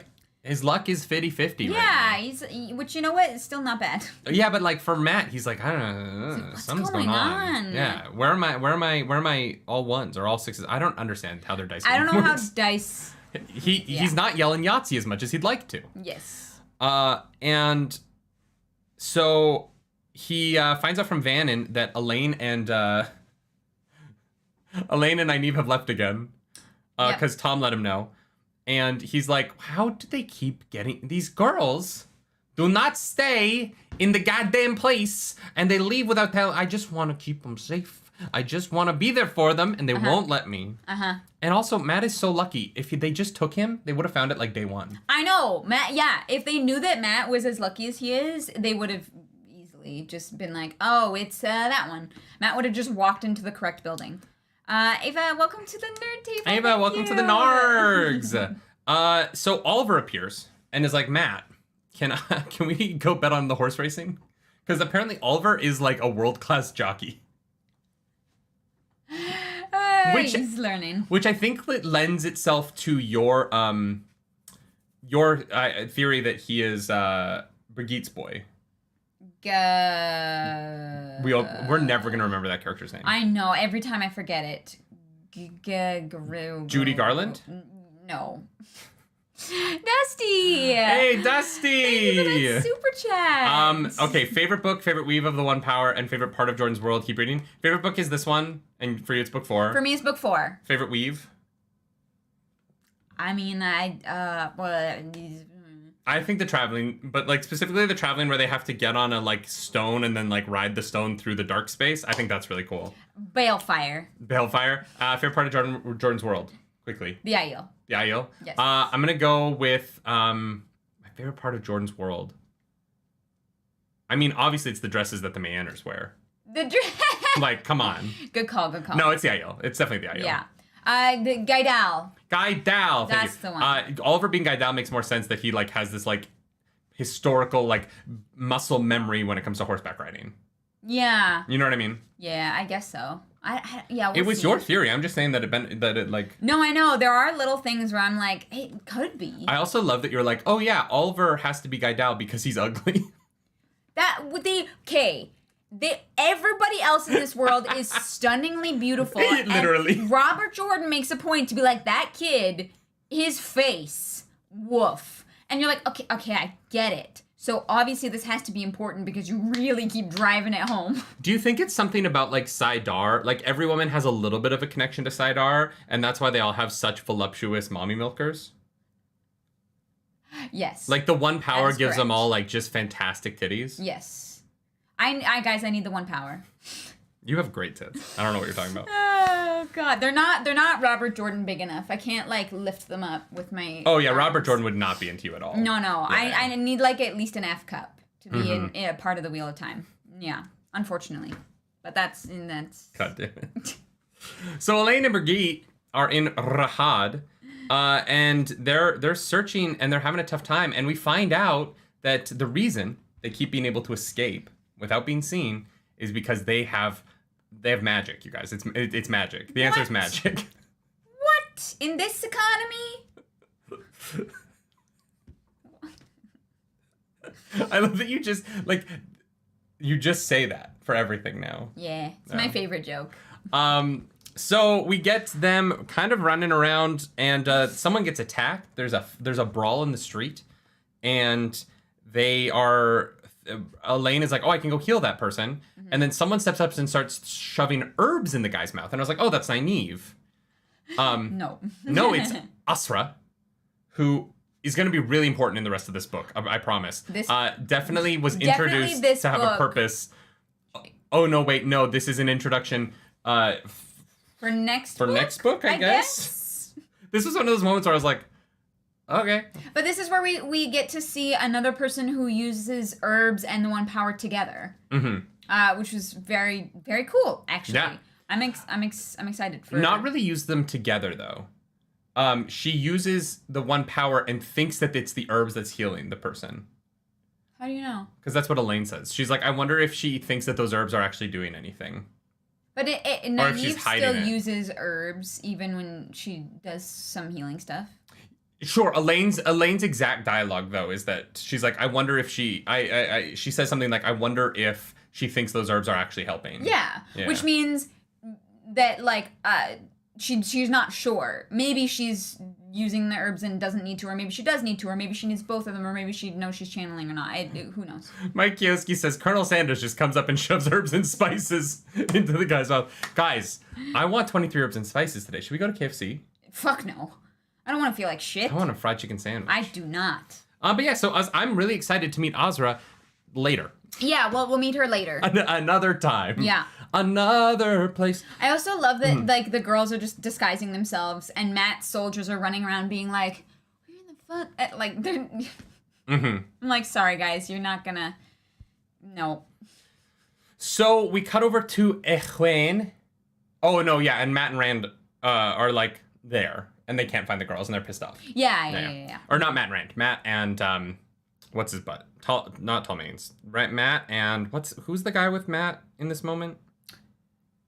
I don't. Nalcian. And Brigitte is like, I think Matt is more dangerous. And Brigitte is right. Oh god, yeah. Matt's scary. Do you think Brigitte and Matt ever hook up? No, Matt's probably too pretty. Matt. Yeah, Brigitte probably doesn't hook up with anyone other than. Yeah. Guy Dal. That's it. Guy Dal. Guy Dal, yeah. I'm never gonna remember that person's name. In like 20 years. So then we cut over to Egwene. And Egwene is like chilling with Logain and being like, dude, like, we need to get you the fuck out. Yeah, so they're gonna fuck you up. You gotta get out of here. Yeah, and so good luck. Egwene basically lets Logain go. Yeah. And I think she made the right call. I think she made the right call as well. I think Logain is going to be like Rand's. Okay, can I throw out a wild prediction? No, we don't predict things here. We stick to the cold hard facts. I think that Logain is going to replace Mazrim Taim. Oh, and Mazrim Taim and Logain are gonna be like. No, I think Mazrim Taim is gonna. I think Mazrim Taim only makes it a book or two more. Oh. Because it's either gonna be because Luce Theron hates him, or it's going to be like, I think there's gonna be like a reveal there, or I think that Mazrim Taim is being like, he's teaching violence, but he's teaching a kind of violence that I think Rand is gonna, like, not be okay with. Like, I think Rand is looking at what the Ashaman are doing there, and he's not 100% comfortable with it. And so I think Taim and Rand are going to go head-to-head. Also, Mazrim Taim took off the Ashaman symbol on his collar, and I think that Mazrim Taim is going to be, like, try and be above the collar and above the station of the Ashaman. Yeah. And so because of that, Rand is going to have to either put him in his place, or he's going to, like, remove him, and I think that Logain is, like, the sensible person to take that spot. Well, because we know Logain is destined for glory. Yes. We know that for literal facts. And leading Rand's Ashaman to the final battle makes sense for that prediction from Min. Yes. Or, like, saving them in a sense. I still think that, like, there's a chance they cure the taint or stave off the madness by either using Taim or Logain. Or maybe Taim goes crazy. Because Taim has been holding it off the longest, for like 20 right? years, so right? Taim might lose it soon. And Logain has to, like... And Rand and Logain put him out. I just think that... I think Logain is going to become, like, the head of the Black Tower. Yeah. Because I don't think Taim can hold that position forever. I don't think that that's a status quo that sticks through the rest of these books. And I think that if they're going to have someone else take over that, I feel like Logain makes the most sense. Maybe. He's like a military general. He's already, like, fought a war and taken over a country. Like, he makes sense for Rand to put him in that role. But also, maybe Logain goes rogue for a while and goes and just tries... Like, maybe Logain single-handedly takes out the White Tower and the Red Aja. That would be fun. Literally, like, rides up there and is like, all right, it's boom time. And, like, just annihilates them. I want that. I do want that fight. I want a Logain versus Aleda. And Aleda's just throwing, like, Accepted and Novices at him. And he's just, like plowing through the White Tower. Not plowing through the White Tower. That sounds different. I'm sorry. That's not, yeah. Although I would watch that show as well. Oh my god. The,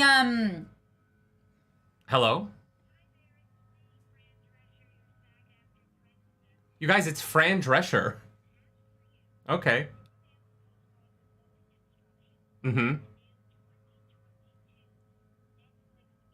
Yeah, for sure. What? It's Fran Drescher. I don't know who that is. You don't know who Fran Drescher is? No, I don't. Fran Drescher was on The Nanny. She's like a famous actress. She has a voice and she kind of talks like this and she has a laugh that's like... Oh, is she Janet from Friends? Maybe, I don't know. But so Fran Drescher is the president of SAG right now. So whenever there's a vote in SAG, they call and it's so like, hey, that call is Fran Drescher calling to remind me to vote about the Netflix contract. Okay, so what if Logain goes and joins the Sanchin for revenge against the White Tower? Because hear me out. Min saw a bunch of the Aes Sedai that were in the tower collared, and the White Tower would fall. There would be a big battle. There's a lot of them, like, that were fighting. Mm-hmm. What if Logain goes to the Sanchin and be like, I got an in for you? Huh. And I would dig that. And that's his glory. His glory is not with Rand. His glory is not with us. His glory is with the Sanchin. Like, the Sanchin, like, raise him up. All right, is anyone still keeping track of predictions? I have no idea. Clarissa's prediction is that Logain leaves and joins the Sanchin and brings the Sanchin to Rand, and mine is that Logain will become the leader of the Black Tower. Yours is probably right. I just was thinking in my head, I was like, how does Logain get his revenge on the Red Aja? Mm-hmm. And then fit that in with Min's prediction with the collars and such. So that's my definitely wrong prediction. Mm-hmm. So Egwene goes to bed, and she goes into Teleran Riod, and she meets up with Elaine and Nynaeve. And the Egwene is like, yo, do you have the bowl? And they're like, no, we don't. No. But soon, we promise. Soon. This 10 days thing, we were wrong, but soon.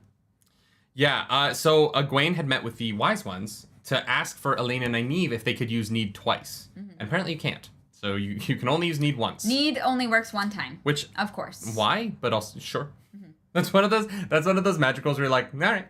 Yeah. Whatever you say, Robert. All right. And Elaine is like, so Rand, what's up with Rand? Right. She's like, oh, but also Rand. How is he? Mm-hmm. And Elaine... She's in a box. Speaking of Rand, she's like, can you tell Min that I hope that she loves Avienda as much as I love Avienda? Yeah, and Egwene's like, what the fuck are you talking about? Okay. Interesting. I see what's going on. I just here. like Egwene must be sitting there like, yeah, we all like Avienda. Like, yeah, what are you talking about? We know her. That's cool. You wanna elaborate there, Elaine? No. I'm good. I'm No, we're fine. I'm great. No other reasons. Six Monkey got their beanie. Yo, the beanies. We'll get Where them are at the end. beanies? They're in the bag downstairs. Can you go grab him? Right now? Yeah. I want to show off the beanie. Okay. The smoke break. Smoke break. What's up, chat? While I have you here, it's Clarus's birthday. Should we do something special for Clarus's birthday? Does anyone have any ideas what we could do when she comes back? Go to Rand in a box instead. Don't you guys love our podcast? We are the most professional. We fully forgot that we launched our beanies. Let's look at let's pull up the link for that so you guys can see if you guys want to buy a beanie. Oh, thank you, Sex Monkey. Our mods are just on it. Our mods are the best. Those are leggings. Yes, she is wearing leggings. Buy her a lightsaber. We're gonna buy Cal Kestis's, the limited edition Cal Kestis lightsaber when we're in Disney World. Did you get paid by Audible yet? No, not yet. But we like the money's in like our Audible account. It's weird. We can like cash out of that account when we want to. This is a good time to mention that this podcast is brought to you by Audible. Audible, where you can listen to books. And, you know, do you want to read more books, but you're always in your car? There's not a better use for audibletrial.com/nerdynightly than if you have a long commute every day and you want to listen to audiobooks while you do it. Get a free month of Audible and a free audiobook. A whole book. Audiobooks are expensive, kids. A free audiobook for us. Not a good look for Audible. Oh, no, we have our money. It's here's the thing. There's a lot of these services that pay you into like an account, and then you can like pull the money out when it pools to a certain level. And so I don't like pull it out weekly. Yeah. No, I wait until it gets to a certain like threshold, and then I just pull it all at once because a lot of those services, like there's like fees to like move it. And just, we don't need that money today. And so we just wait until it adds up to a certain point. The same with Patreon. Like I probably take Patreon money out of Patreon once every like 5 months. Yeah. And I just take it out in a big chunk instead of taking little chunks every month. Audible. Are your eyes busy? There's an app for that. audibletrial.com/nerdynightly. Or you can go to Fourth Wall. Wait, what's our link on Fourth Wall? I don't know. It's like nerdynightly-fourthwall.com. Nerdynightly-shop.fourthwall.com, and you can become Cis-Wyamon with us. Hey, look at these beanies. Let's go. Let's go. So cool. That's right. This is our product, the beanie of the dragon. You can look. I'll hold this up for you. You can see. I added because I kind of went with the yin yang. Wait, cover your face so that. Yeah. So I added like these like little flame flickers on it. So it's the Flame of Tarvalon. You can get that over at fourthwall.com. nerdynightly-shop.fourthwall.com. nerdynightly-shop.fourthwall.com. It's pretty thick, and like as far as beanies go, if you're looking for something warm, it's definitely this. If you're looking for something light and summery, it's not this. Sorry. But winter is coming. Yes. And so if you want a beanie, we're in Canada. Click on the link. I'm gonna take this off for now because it's hot in this room. Yeah, it's too warm for that. Can I sit no. But you get your beanie. They're cool. They're cool. Enjoy. Where were we? We were doing a podcast. We were talking about how Elaine is like Avienda and threesome with Min. Foursome. Right, the foursome. They can get to know each other. We have first. never had a foursome. Should we try that? Should we find an? You're probably Avienda, so we need to find a Min and an Elaine. You could also be Elaine though. Could I be Elaine? No, she's like sun hair. She's a redhead. She's a ginge. The girl who's playing her on the show is a Ginge. Oh, okay. No, I dibs Avienda. Okay, so we need to find a Min and an Elaine. No, like who would be the sub in that relationship? Because that's me. You said it, not me. I think. Who do you think it is? I think so Elaine, in the foursome, you're going to be the bottom sub. of the pile? Yeah. I think Elaine is the sub, actually. Elaine is like, I don't know, she really wants to put Rand on his knees, so. True. You guys are learning a lot about us right now. Rand is the sub. I'm Rand. In this instance, yeah. I'm Rand. No, I'm Rand. I'm clearly Rand. I'm 6'4". No, sorry. I'm the redhead. I have magic powers. I got the red hair, so. So we cut over to Morel. And Morel finds Lan. Our boy, he's been hurt. And she compels him to come over to her, and that's it. That's all we fucking get of Lan in this whole goddamn book. I know! The fuck is this bullshit? Come on! The fuck is this bullshit? We get Lan for like a 3 page. seconds. Yeah. Robert Jordan. Who fucking killed Asmodean? Yeah.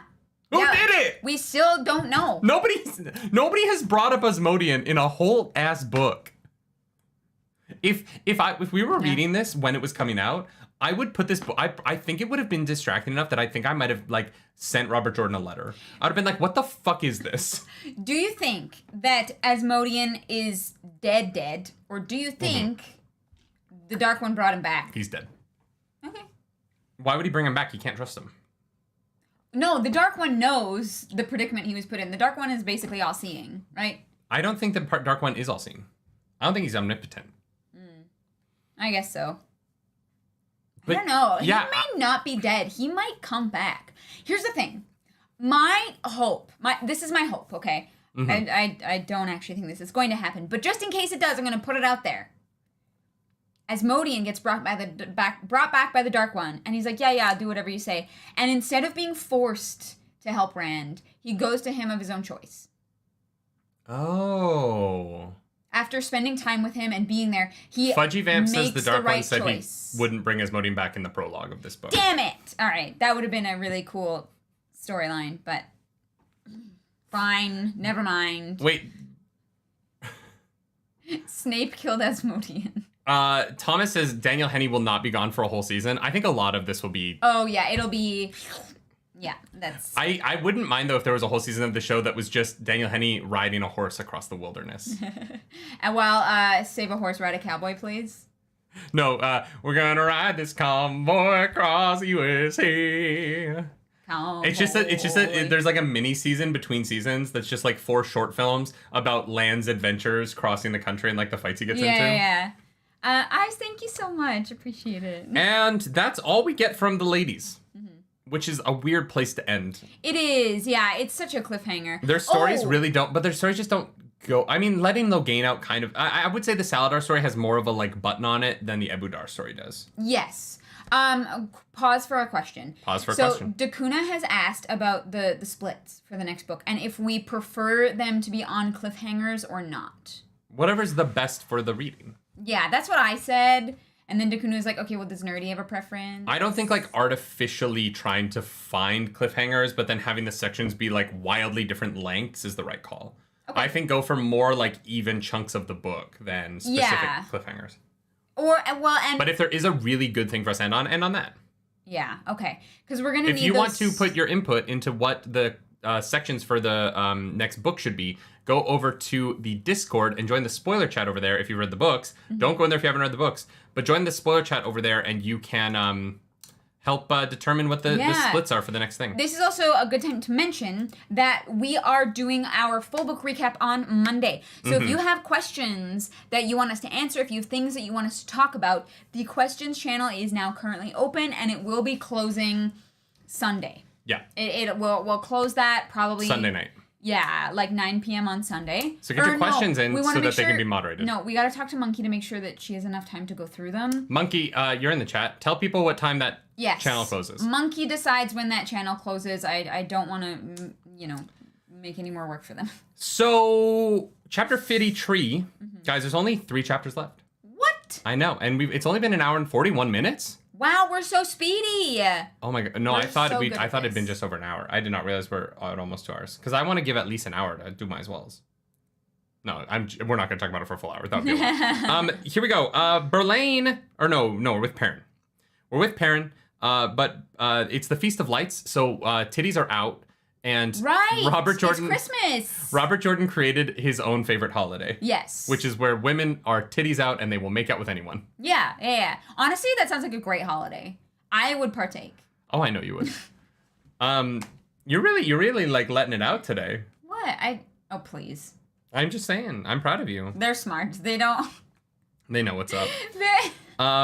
So yeah, he's just shocked that everyone is just making out and that there's titties. Like it's Titty Tuesday. It's Feast of Lights falls on a Tuesday. Yeah, it has to Tuesday. because of Titty Tuesday. Titties out for Jesus because it's definitely supposed to be Christmas, right? So goddamn, the Terrans are all like locked in their rooms because the women are like, oh, no, I'm not showing my boobs. Boobies. And so Perrin goes to meet up with his wife. And Berlain shows up, and Perrin's like, in my bedroom, you would take it this far, woman? And she's like, I have Rand's shit. Yeah, his sword is here. And his belt buckle. Yeah, which is weird. He probably should have taken those with him, right? And Perrin kind of like scares the shit out of her, so she drops that on the floor. Fair. And Perrin is like, oh no. And Sulin, our girl... Sulin, I did not you guys, Sulin gets some of the best moments in this series. I agree. The scene after Moraine's death, the breaking of the spears after Moraine's death, fucking incredible. Yep. Sulin gets an end of book thing every book now. Yeah. And I love her. This moment, I wanted it so bad. She's like, Rand has been taken. Woman, get me my cat and sword. And I was literally like, I wish we'd live reacted to this chapter because I was literally in bed like, yeah. Let's go. Yeah, literally. I was like, been waiting for this. And not only were we waiting for this, all the other maidens were like, it's about fucking time. Yeah, even the wise ones are like, thank God, we were all so sick of this. Yeah. The guy Shan thought you took it too far. Yeah, literally. It was great. This brought me so much joy, you guys. I love this character. I think she's my favorite Aiel. Like, I love Avienda. I love Soralia. You know, like, I love Ruark. Yeah. You saw, if you watched our Dumas Wells reaction, you saw how concerned I was that Ruark wasn't going to make it. Yeah. But Sulin is my favorite Aiel. Yeah. She's so cool, and like, I love her. Yeah. She's the best. You should be Sulin on the show. I feel like she's probably older than me, but Yeah. I like that would be rad. Don't get me wrong, but yeah, she's like, they've taken my near brother.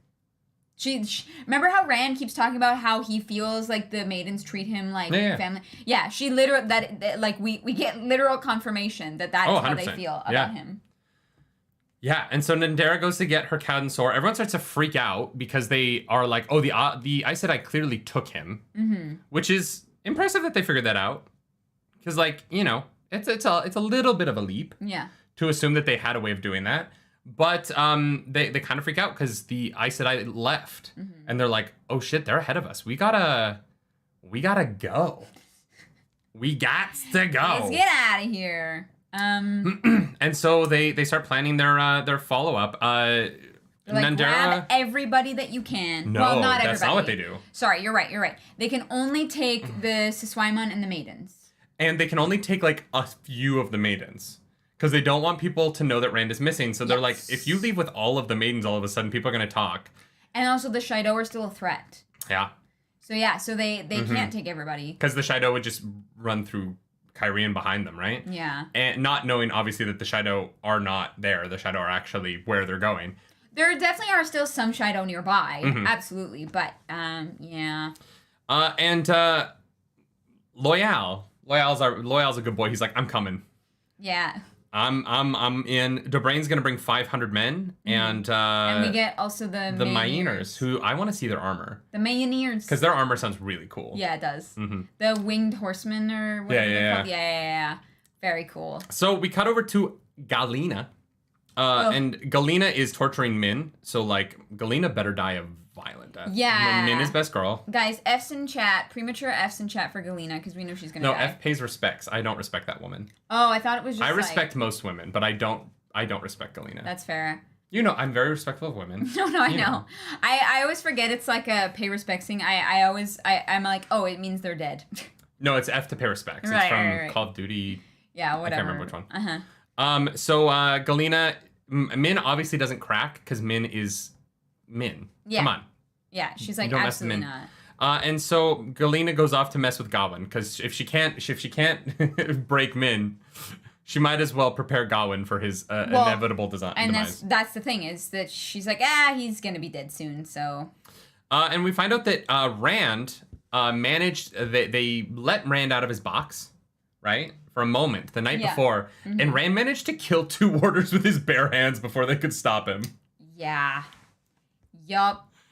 And all that hand-to-hand combat with the Aiel really paid off, huh? Well, yeah, and it just so happens that it was 2 of that Arian's warders, which I'm like, you chose the wrong warders, I guess. I don't know what to tell you. No, I think it's that no one. I don't think anyone trains in hand-to-hand combat. No, I definitely think Rand got the upper hand. He'd been trained by Lan. He'd been trained by the Aiel. Like he knew what he was doing, and they, I'm sure, underestimated him. But if you took like a knight, if you took a really good knight back in the day, and you threw them head to head against someone who knew martial arts hand to hand, they would have no idea how to fight on that battlefield, right? Like if they don't have time to get their weapon out, Rand is gonna win that. He practices every day against like 5 people, and Rand has warder strength now. Yeah. So it's not even like they can overpower him physically. Regardless of whether he can connect to the 1 power, he is still buffed. Yeah. And like Rand has leveled up. Alana, in a weird way, I don't agree with what she did, but she did give him a certain advantage here. Yes. That I don't think the Aes Sedai knew about. Oh, yeah, they don't know that Alana bonded him. Oh, right. So like. So he would have enhanced strength that they would not expect because they don't know that he is a warder technically. So I think he's able to surprise them with that. Yeah, he is able to surprise them. They're trying to not kill him because they need him, obviously. And he has this extra agility and strength. So yeah, it makes sense that he was able to overpower 2 of them. So, but it's just so cool because it makes Rand like I like that Rand doesn't need the 1 power to be a threat. Yeah. It makes him more interesting. Yeah. And it also justifies, because when he told Mazrim Taim, these guys need to know how to use a sword and they need to know how to fight. And Mazrim Taim was looking at him like, why? Like, I don't think that that's something that I agree with. Yeah. And so this justifies Rand's decision to have the Ashaman learn more than just how to use the 1 power, because it makes them dangerous at all times. And if he wants them to be weapons, they always have to be dangerous, right? And so this is like a really awesome... It's just an awesome like justification of Rand. It is it makes sense with all the training that he's done. It's a really cool moment. I like that he has this. I wish we'd seen it. I wish it wasn't like someone remembering that it happened the night before. Yeah. But it was really cool. Yeah. Yeah. And so Galena's pissed. Arian's pissed. So she's like, Arian, you can torture him. Yeah. Which is and what happens? She beats him, and then he laughs at her. Yeah. Which was horrifying. And Lews Therin is just crying, is being like, I deserve this because of Ilyena. Sex Monkeys, Alana has Find My Eye Dragon turned on. Find My Eye Dragon. James Smith. Thank you for that super chat. Thank you, my favorite Friday humans. You're welcome. Happy belated birthday, Colors. It's not belated. It's today. Enjoy the expo. Enjoy Disney World. Thank you, mods. And now back to work. Stay awesome. Thank you, James Smith. Thank you, mods. Thank you, James, for that super chat. We appreciate it. And to the 4 people who bought beanies in the last 10 minutes. Thank you so much. Guys, thank you. Enjoy your beanies. Let's go. Yeah. We need to make some thank you messages today. Yeah, we'll do that at con. Yeah. So then we cut so Rand, we basically get to be with Rand while he gets tortured, and it's rough. Yep. It is rough. But Rand says despite everything, he's gonna keep probing that shield and feeling for the Aes Sedai soft points. Yep. Yeah, he's got a plan. He's like, let them think that I'm broken, and then I'll just they'll let their guard down at some point, right? Maybe, hopefully. And he sees Savannah, so he gets like confirmation that the Shido are working for with Aleda. Yeah. So we cut back to Galena. Right, because Savannah's like, yes, I've seen him with my eyes. Yeah. I was like, ooh, don't like it. And so we cut back to Galena. And she's like, all right, we're going to start torturing him every morning and every night. And by the time we get to Tarvalon, or sorry, as Kramer reads it, Tarvalon. Tarvalon. By the time we get down to Tarvalon, That Rand boy's gonna be compliant as heck. Oh my god. Yeah, that's it's Tarvalon. I know. Tarvalon sounds so weird to me. Tarvalon is weird to me. Yeah, it's too Sanchin sounding. That's how they pronounce Tarvalon. We gotta go get them Aes Sedai from Tarvalon and put them atoms on them. The atoms? We gotta go put them atoms on them Tarvalon witches. Oh my god. So Savannah, we have a little bit of a point of view chapter with her, and she's like, oh right, she's like boobies. I forgot. First of all, she's like boobies. Second of all, she's like, this box, nah. Yeah. I'm not gonna go capture the Dragon Reborn. I'm gonna marry him. Yeah. I'm gonna marry you anyway. Marry that I don't know. girl. I don't know how she thought this was gonna work. I don't know. I'm not sure what, like, what was her plan to marry him? I don't know. It just seemed a little bit flawed.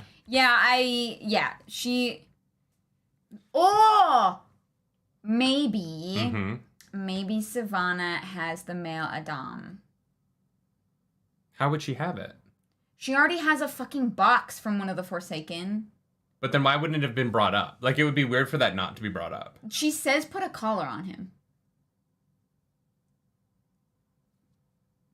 Why would they have an Adam, though? How would they find it? Because they threw that one at the bottom of the sea, and if we don't know if that made it to the bottom of the sea. Well, that's what I mean. But that was on, like, the other side of the world. Yeah, but the Forsaken Savannah can travel. We know Savannah already has met with the Forsaken, probably most likely. So if the Forsaken can travel, that doesn't matter. But why would the book tell us that the Forsaken gave her the box and not the Adam? Maybe it's in the box. But she doesn't know about it. She doesn't know what's in the box. Well, maybe she's opened it, but like we didn't see it. I don't know. I just don't understand how else... I don't think that makes any sense. I don't know how else she thinks she could control Rand. Boobies. Like, her literal plan is... Her plan is to slut it up and become queen. Yeah, I definitely need to be cast as Savannah. Although I don't think my boobs are big enough. But, like... The box... Because the box... She's like, nah, I'm not going to use the box. I'm going to boob it up. Yeah. And I'm going to... like, collar him with titties. I guess it was just the collar thing that threw me off. You have to have big titties for them to be a collar. Like, they'd have to be all the way around. Il Drama, thank you so much for the super chat. Thank you for the super chat. I love that Savannah is so confident in her sexiness that she simply assumes her plan to marry Rand will work perfectly. Yeah, that is a level of confidence that honestly, like, well done. You have that You're level. wrong. You should have that level of confidence. You should. Your boobs could make me do anything. Good to know. All right, good to know. I'm like, oh yeah, whatever you want, babe.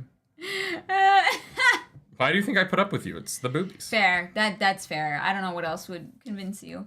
So we cut over to Perrin and the long trek.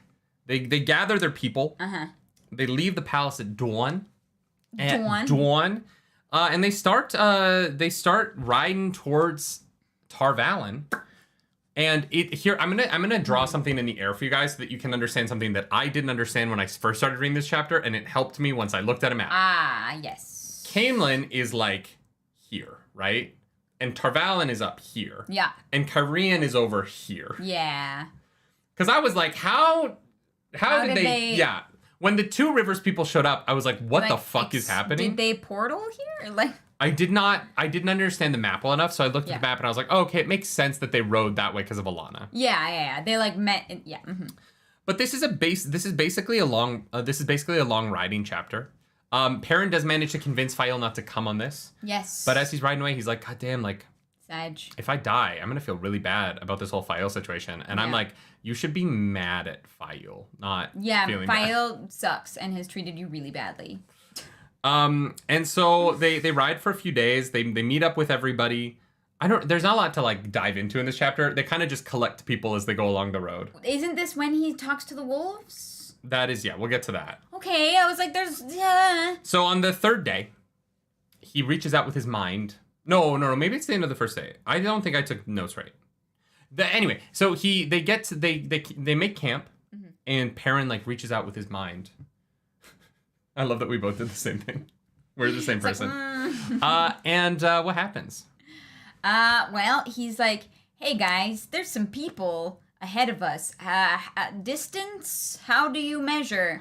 And the wolves are like, something to do with something about being wolfish. And he's like, okay. No. They go, okay, so if this wolf can run this far in one day, it's like a weird math problem from like junior high, and you're like, what? How would I? If two moons left Caemlyn going 36 kilometers an hour, and the third and moon... half brother left Kyrian going 26 kilometers an hour, at what point? Yeah. What time would they cross on the tracks? Yes. So they have to do this like weird math shit to figure that out. And he's like, okay, that's like 60 kilometers. Yeah. He's like, I can puzzle that out. And then they're like, why? Perrin should not know how to do math. As well as he can, yeah. But Perrin's a smart boy. He's also really good at counting because he's like, 40,000 Shido? Yeah. Yeah. I'm like, what the fuck? Which leads to him being like, they're like, by the way, why? Why? Yes. They caged Shadow Killer. Yes. And the wolves are like, we come. Yeah. And I was like, and he's like, no, you don't have to come. And the wolves are like, no, you don't understand. No, yeah. We come. And I was like, we come! And since then, I've responded to so many messages and tweets and things with just we come. Yeah. That is the response. Which I used to say because of an inside joke about this orgy I went to, but now it has a whole new meaning. Wait, what is a blacksmith doing math? When do blacksmiths do math? For like weighing? I don't know. Why are blacksmiths good at math? This seems like a weird like... Two men walked into a bar joke. I don't get it. I don't think blacksmiths were notoriously good at what are they called, like word math? Word math? Measuring weights and such. Word math? Yeah, like when it's like there's 2 apples and 6 word pears. Math, guys. I don't know. It's word math. Anyways, all right. I mean, how do they measure temperature though? In numbers, they don't have a thermometer. No, it's all by, like, feel. All right. I just don't think that, like, Perrin is like, yes, 142 Fahrenheit plus. I think that y'all are overestimating the amount of math that they were capable of in, like, ancient smithies. Like, it was all by feel. Yeah, I think it was more like intuition. Jeff Dennis is right. It was literally, like, the color of the fire. They're not sitting there being like, we need to raise the temperature by 6 degrees. Yeah. He's not, like, glass blowing. Like... Even glass blowing, they wouldn't have. They were blowing glass at the time. They just didn't. They wouldn't have known like. Yeah. Anyways, all right, fine. Blacksmiths do math, but we come. Not that kind of math, though. They really did not. We're moving on. So we come. This is one of the coolest moments. Like this was so hype. Okay, the one thing this was tough because we were reading side by side in bed before bed, and I was way ahead of her. Yeah. And I got to this, and she was on like chapter 52, and I was like, I can't. And then you were like, I'm going to bed, and I was like sitting there reading We Come, and I was like, you hadn't. Okay, good night, bye. Yeah. Mm-hmm. Dumas Wells tomorrow. Yeah. Yeah. Oh, okay. My one thing is that I wish we had more wolves in Dumas Wells. Yeah. But it's fine. This moment they get glossed over a little bit. Was so cool. They like start gathering. They like send out the word, and like they all start. Yep. I love the wolves part. I was waiting for this. Ever since Perrin and this freaking wolf thing, I was like, okay, we better get like a moment like this, and it was so satisfying. It's like, it's about time. It's about damn time. In a minute, I'm gonna need some woman to pull me up. Nailed it. So, they run into Varen, Milana, and Marana. Yeah. And the 9 Aes Sedai. Yep.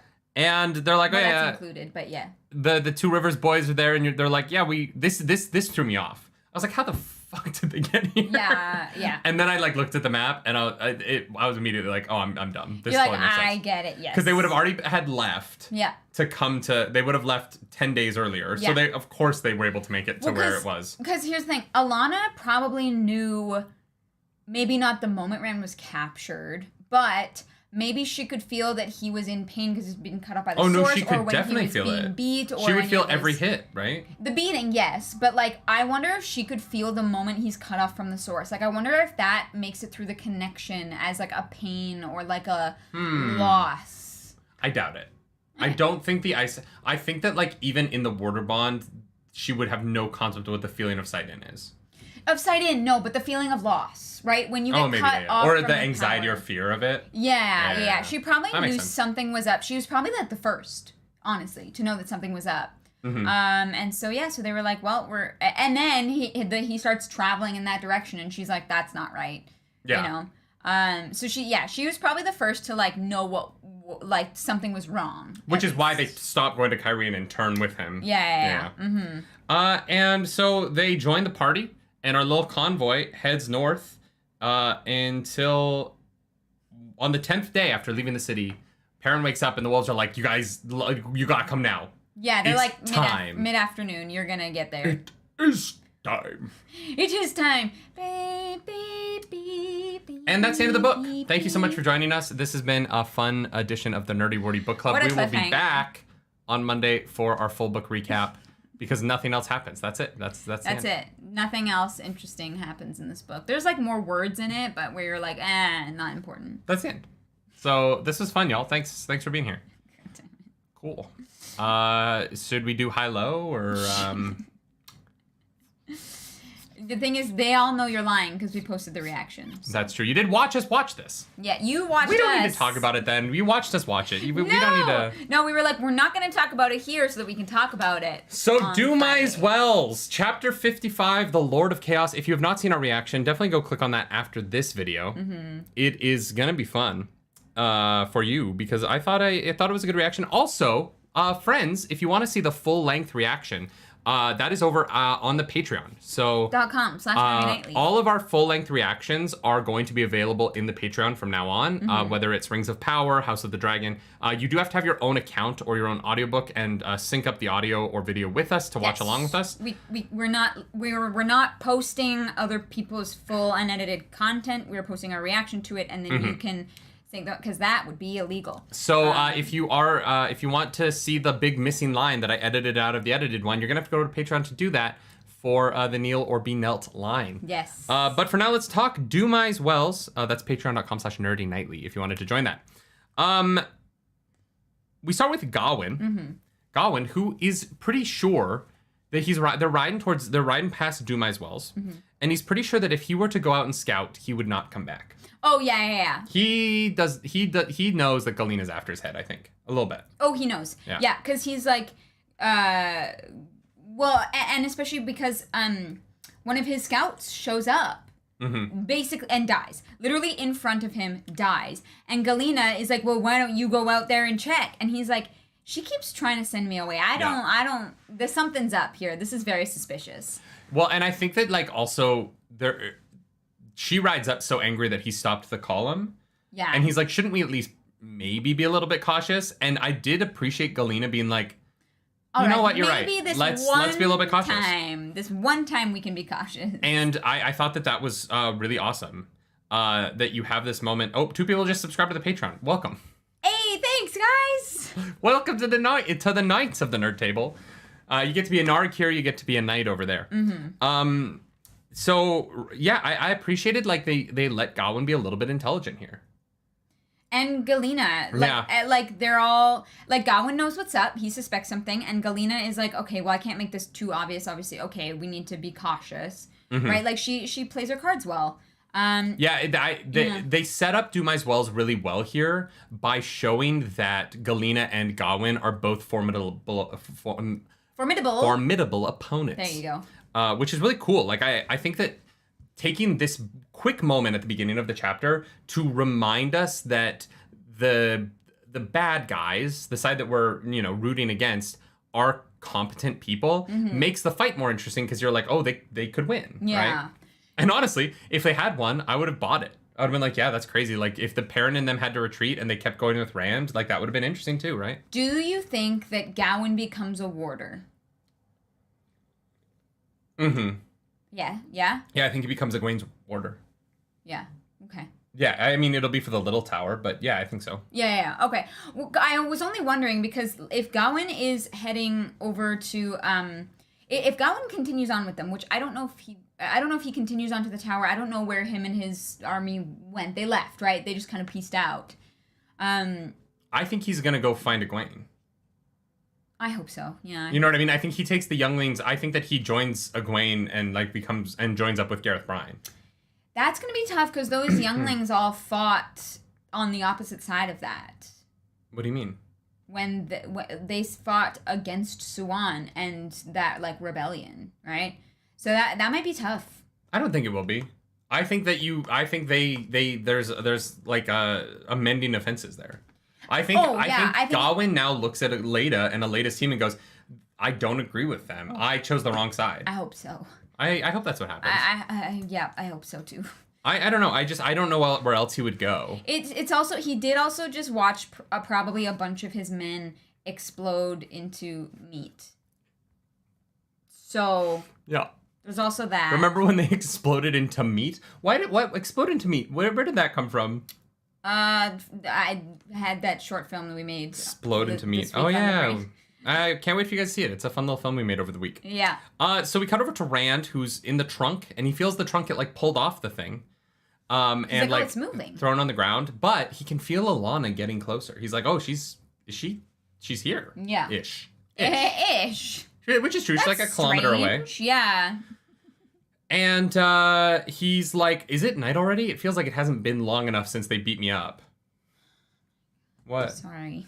What? I told my agent that we were busy from this week until we get back, and I just got 3 auditions. For that take place after, though? Hopefully. All right. I love that. So, Perrin is like crawling up the hill to like take his goggles out and like peek over and see what's going on. And what's going on is chaos. The Shido are attacking, and there's just lightning and fireballs, and like there's just destruction and insanity as far as the eye can see. 40,000 of them. Blue, thank you for that super chat. Watermelons, go pop. Oh my God, Blue. Blue also just joined the Patreon, so thank you for joining Blue, the Patreon. Thank you so much for that super chat and for oh my God. Watermelons go pop. It's true. It is true. They do. Pop pop. Sorry. Pop pop. Oh, you never watched Community. You don't know what that is. No. So he's like, well, fuck, we need to make a plan because this shit's bananas. Bananas. Their plan is that they're gonna hopefully get to Rand. So that hopefully he's strong enough to hopefully make a portal to hopefully get as many people as they can out of there. Yeah. Suddenly I was like, oh, Matt is really important to the Good Zut guys. Yes. Matt is essential. He's an essential, and he's not an NPC. We get his perspective. But like, he can't leave. He can't die. He is necessary. I was just disappointed in Ruark here. Ruark should have come up with a better plan than this. I don't know what you would do. That's Ruark's also true. Like, I would have I would have hung out a little bit longer and let the Shido and the Aes Sedai like beat each other up a little bit more. Huh? What? What are you eyeing me for? What do you mean? I would have like waited and let them fight more before I joined the fight. What? They were already fighting, like... Yeah, the Shido and they're on the hill, and the Shido and the Aes Sedai are fighting. I would have, like, chilled there and let the Shido and the Aes Sedai fight each other a little bit longer before joining. I thought the Aes Sedai were Rand's Aes Sedai, that they were sending lightning and stuff from far away. Not Aleda's Aes Sedai. So wait, the Shido were fighting Aleda's Aes Sedai? Yeah. Oh. Wait, what did you think was happening? I thought that Perrin's Aes Sedai were, like, fighting from afar. And the Shido were... And then who were the Shido fighting? I don't know. No. Perrin crawls up the hill, and he sees that the Shido have attacked Galena's Aes Sedai. And so then they come up with the plan, and then That they makes move sense. because the Saladar Aes Sedai are with the Two Rivers Bowmen, or they're supposed to be, but they leave the Two Rivers Bowmen, and that's what Perrin gets upset about later. Yeah, no, yeah, that makes total sense. I don't know what I was thinking. This is why I don't listen to things. This is why I read them. Mm-hmm. Cool. Yeah. No, that makes sense. Yeah, so no, they took the Shido from behind. Don't be dirty. Because the whole thing is that Perrin is like, I hope they don't see us, as they're like trying to like sneak up behind them. Yeah. And they do, kind of successfully. Yeah, they do. And then all hell breaks loose. And we get a countdown. It's the final countdown. Father Jerusalem asks, the fuck is up with Nerdy's hair in the Patreon banner? I had long hair. I don't know what to tell you. It grows. It grows. It gets really curly. Okay? Yeah, That used to be the YouTube banner for, like, forever. Yeah, we just changed it. Oh my god, so many people sign up for Patreon. You guys, thank you. Thank you for coming over to Patreon. I appreciate it. We're gonna have fun over there. There's gonna be some weird Patreon exclusive stuff, so welcome. Here's the thing is, I listened to this twice. This is why I know, and that's why we listened side by side, and I thought we were on the same page. That's why that's why I read things for the first time instead of like listening to them, because I just find it more difficult. But next time, I think if we react, I will like read along. Or read it again after. Feel like I missed. Yeah. Cool. Yeah, no, I fucked that up. So, Perrin and his team, they start attacking. And they get them from behind, and they're like going. Aram? The wolves? Aram is like a swordsman now. Honestly, horrifying. I don't know why, but he is the most horrifying. Because he's like joyful.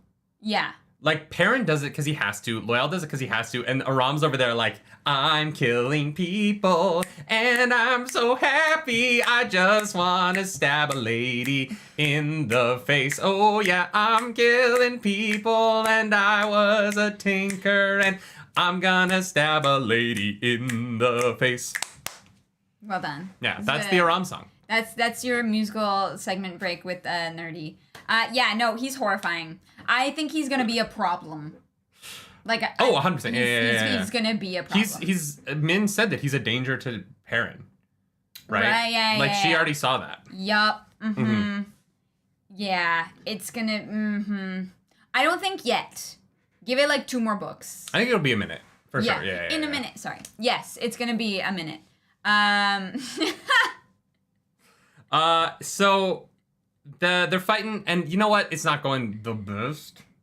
Not going the best until a gateway opens up out of. Wait, see, Sarmi says Aram found the song.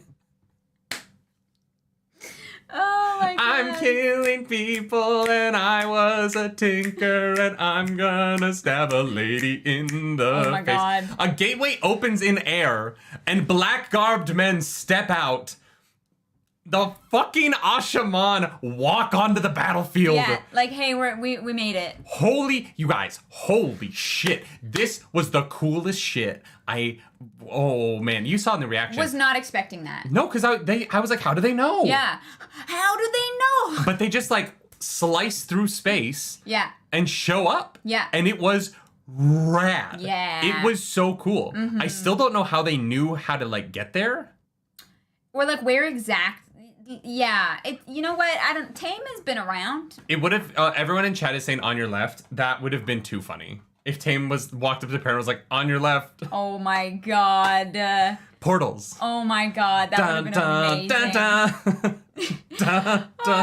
Hold your fire. Thank you. Even the Aiel look at Aram like, what the fuck, dude? Like, bro, you need to Seriously. calm down. Calm your Chill titties. out. Don't be like Savannah and calm them titties. Yes, calm them titties. Oh man, yeah, I was not expecting this at all. This came out of like so far left field for me, but I was like, oh, right, like we've had this build up of these male channelers, and Rand is like, make them into weapons. It makes sense that we got this payoff here. Yeah, but okay, how do you think that Tame knew where they were? Like, cause they pop in like in the exact place. Maybe he followed. It's suspicious. Maybe he followed the Aes Sedai. He knew that they left Caemlyn, and had them followed. No, he went to Kyrian to meet with Rand, and Rand wasn't there. And Rand wasn't there, and so he went back to Caemlyn, and then was like, the Aes Sedai are also gone. This is strange. Maybe they thought that they had stolen him, and he was like, waiting to find Rand. That he had them followed. They had to tell. I was gonna say, Tame probably explains this later on. No, I think they're talking about. He says, I understand how he knows that Rand was taken. Yeah. It's how did they show up in the middle of this battle? They're like, Dumas Wells, been there. Yeah, I know that at place. the exact. You know what I mean? Like that's what's weird about it. Yeah. Yeah, we'll find out. Yeah. Yeah, I don't know. I do think that they were like looking for him and.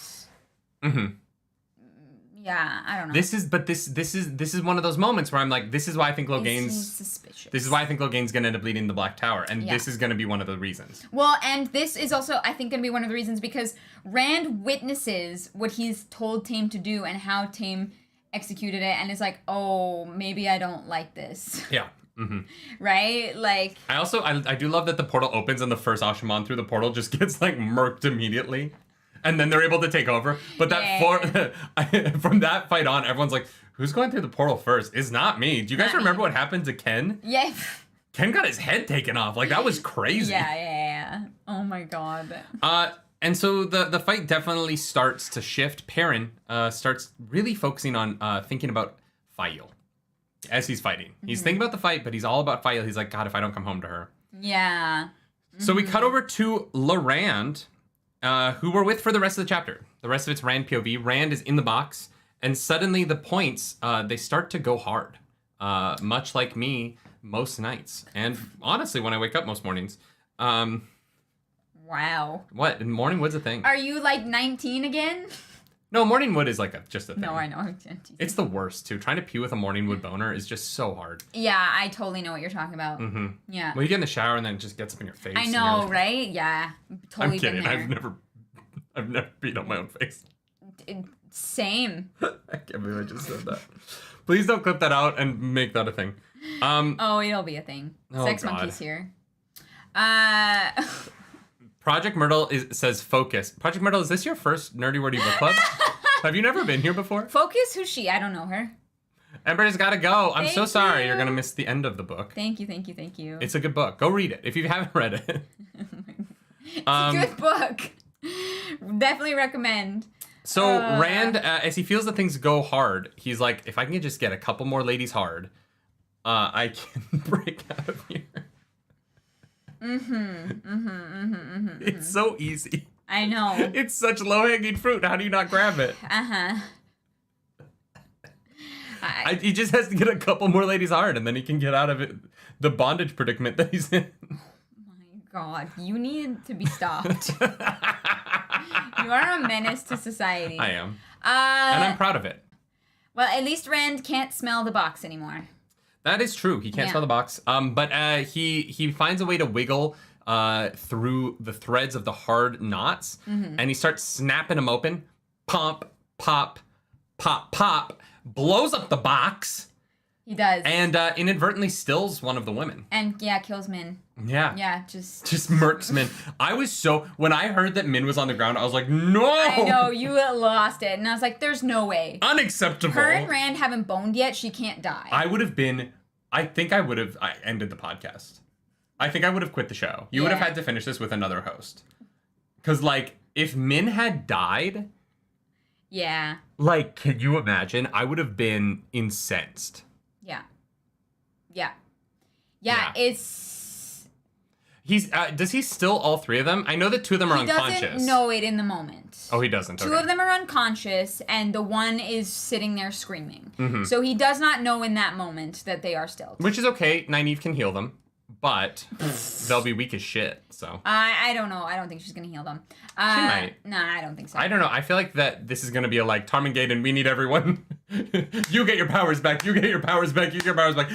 Guys, we got to ride this convoy all the way to Shaiel Ghul. Oh my God. No, I don't If you've ever been stilled, get in the room. Nynaeve's passing out powers. Oh, no, I do not think that that's going to happen. But Min is alive. Don't worry. God. Don't worry. And she's like... Thank God. She's like, are you going to untie me? Arzu Kashefapur, I hope I pronounced your name right. Your name's fucking rad. Thank you so much for that super chat. I love the jokes, nerdy, never stop. I promise you I won't. Hell yeah, you won't. Happy birthday, Clarus. Can't stop, It's won't your stop. birthday? No. I didn't get you anything. Oh, that sucks. No, I did. There's definitely not a... I got her the Lego BD1. Or BD1. They still both start with B. Give me a break. How could you equate BB1 and BD8? Yeah? You want to try that again? I'm so dyslexic. I don't even know what I said. You said BB1 and BD8. That could be right for all I know. I don't know. That's too many numbers and letters.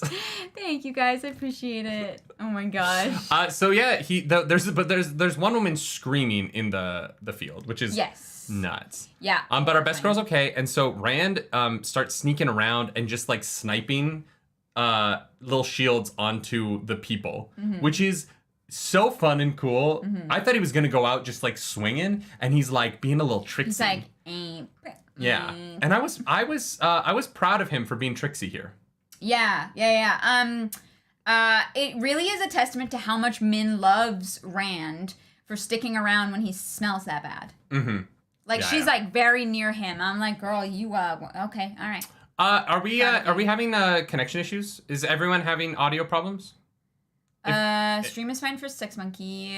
As long as it's fine for some people, then the VOD will be fine. Yeah, I mean, there's also nothing we can do about it. I'm sorry. Oh, we just fully lost it. No, it's in the red. It doesn't mean we lost it.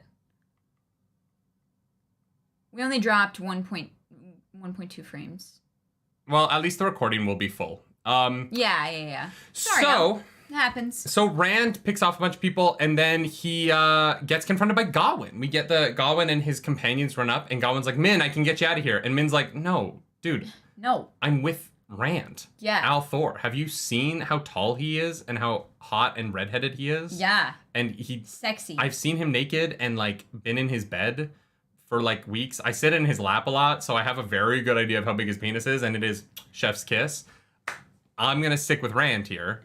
Oh my god. So how would you have a good idea of how big a guy's dick is from sitting on his lap? What? Because you just seen... Is he hard all the time? No, but like intermittently.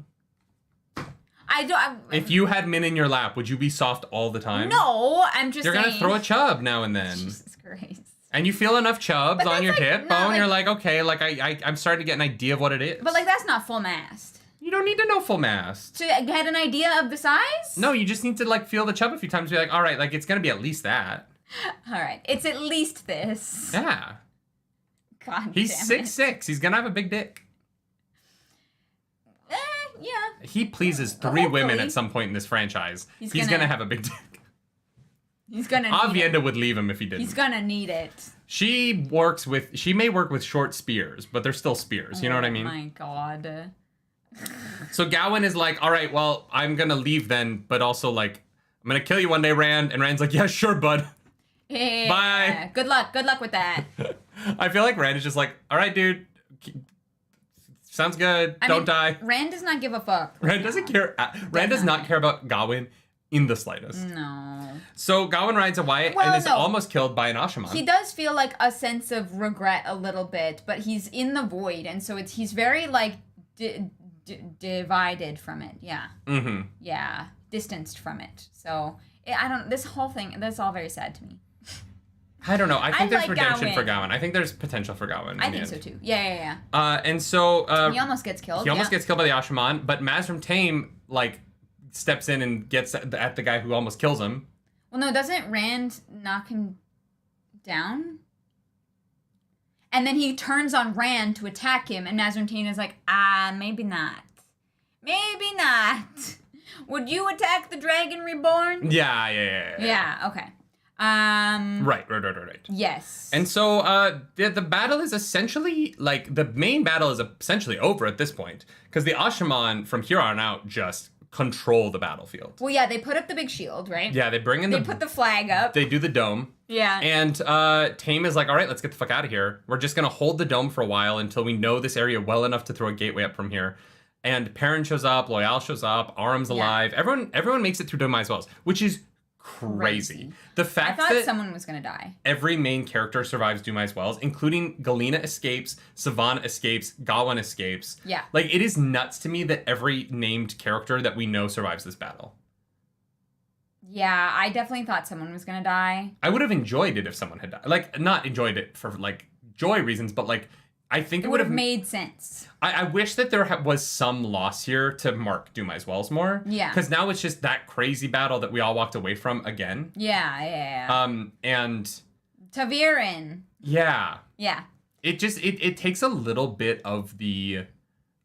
I definitely thought somebody would It die. takes the weight out of some of these sequences. Yeah, like one of the Aes Sedai that we knew, or I thought like either Ruark or Amis were gonna die. Just like, someone? Yeah. And what's crazy is with how many named characters there are, like, and I know like 180 maidens die, but it's no one that we know. Yeah. It's always nameless people, and it does kind of take some of the threat out of battle sequences. Yeah. When no one ever dies in them. Yeah. Ever.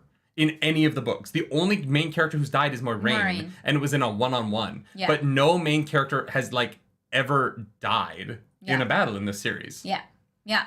At least, like, good guys. We should clarify, obviously. Yeah, and so it gets to the point where you're like, all right, well, if they always survive every fight and win every fight. Yeah. Like, this is another book where at the end of the book, Rand wins. Yeah, and it makes sense, obviously, for, like, the Taviran to have the luck that they have to weave the pattern around them to survive. But, like, yeah, I thought, like, either Amis or Ruark might have died or at least gotten injured, or one of the wise ones that at least we knew the names of. Like, it's not about Game of Thrones. Game of Thrones kills everybody. That has nothing to do with this. This has to do with the fact that this is a huge scale battle that deals with tens, if not hundreds of thousands of people. And that all of the people that we know the names of are still alive. Which is just, it just wouldn't happen like, in real life, it wouldn't happen like that. Like, somebody would be injured or dead, right? Like, I think, just odds. I think that, like, people are saying that, like, Game of Thrones did this, but this goes way back past Game of Thrones. Yeah. Right? Like, Boromir's death sets up that the fights are dangerous in the Lord of the Rings. Yeah. Right? Yeah. And, like Boromir's death is such a brilliant...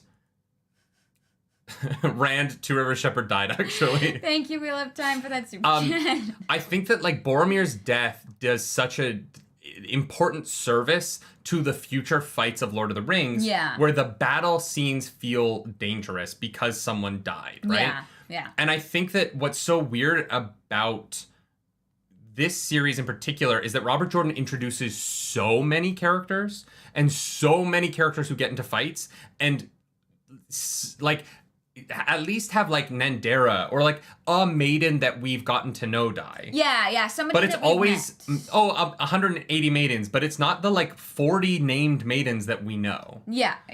And so there is an element of... We don't have a memory or a connection to anyone, really, who has lost their lives except for, like, Moiraine on this side. And Moiraine wasn't even in, like, a, like, war battle per se. It was that she knew what was going to happen. Yeah. She knew the date. Like, she, like that was, like, prophesied, foretold, basically. So it's not even that, like, battle heat where things just happen, right? Like, no one has ever really, like, died in a big fight, which in big fights, like, it doesn't really matter if you are the best swordsman that ever lived. Like, when there are that many people around you, but you can get overwhelmed by numbers, and that happens. I'm not saying that I think, like, a Perrin or a Loyal should die. No. I just find it weird that there's so many people. Yeah, we know hundreds of people at this point, and it's just strange to me that, like, I thought one person at least that we knew would die. Just a couple of named characters. Yeah, for sure. And that's, like, that's all. I'm not, like, mad about it. Oh, no, I loved it. It's just interesting. I definitely Dobraine would have been a good one. If Dobraine had died, right? That would have been a good one. Ruark would have been a good... Like, just something to signify that, like, there was a cost to our main characters at this battle. Yes. Because right now there isn't. Like, Rand kind of wins, and wins mostly scot-free again. Yeah. And that happens so consistently. Ken died. You're right, Ken.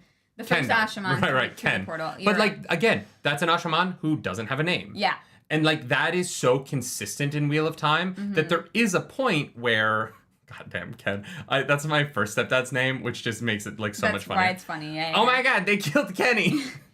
Like, there's just an element of it where once you're into book 6, and every main character survives every battle... You go into battle sequences being like, I wonder how many red shirts are going to die, not, I wonder what the risk is here. Yeah, you guys are, like, naming people who have died, but not in like a war, like in a huge, large scale battle situation. That's like, which is different. I'm saying that, like, in a battle this scale, somebody would have been at least, like, severely, like, it just is interesting to me. Wheel of Time says Rand is not the winner in this situation. He was kidnapped and beaten for days. No, but he won Dumas Wells. Yeah. His side, they beat back the Shido. Yeah. They killed a lot of Shido. Yeah. Like, without a doubt, Rand wins Dumas Wells. Yeah. Whether or not the lead up to it is rough. They dealt a huge blow to Aleda. Yeah. And he had the Aes Sedai, like, kneel to him. Like, that's, you know, that's... That you know, that is just a big win. Yeah, I do think that Wheel of Time says he's still not the winner, though. I don't know how he's not the winner. I don't really understand what you mean, because they clearly won. Yeah. They're alive. Most of the Shido aren't. Yeah. He has all of the Aes Sedai captured. All of his friends are still alive. By what metric did he lose? Yeah. He has so much trauma. Oh, sure, yeah. He's traumatized, but he still won. Nobody doesn't leave battle traumatized. If being traumatized means you didn't win the battle, then everybody lost every battle ever, because everybody leaves battle traumatized. Yeah. But his side clearly wins. Yeah. By that logic, there are no winners in war because everybody walks away fucked up from it. Lightblind Phil is now saying nobody won Dumas Wells. Guys, they won.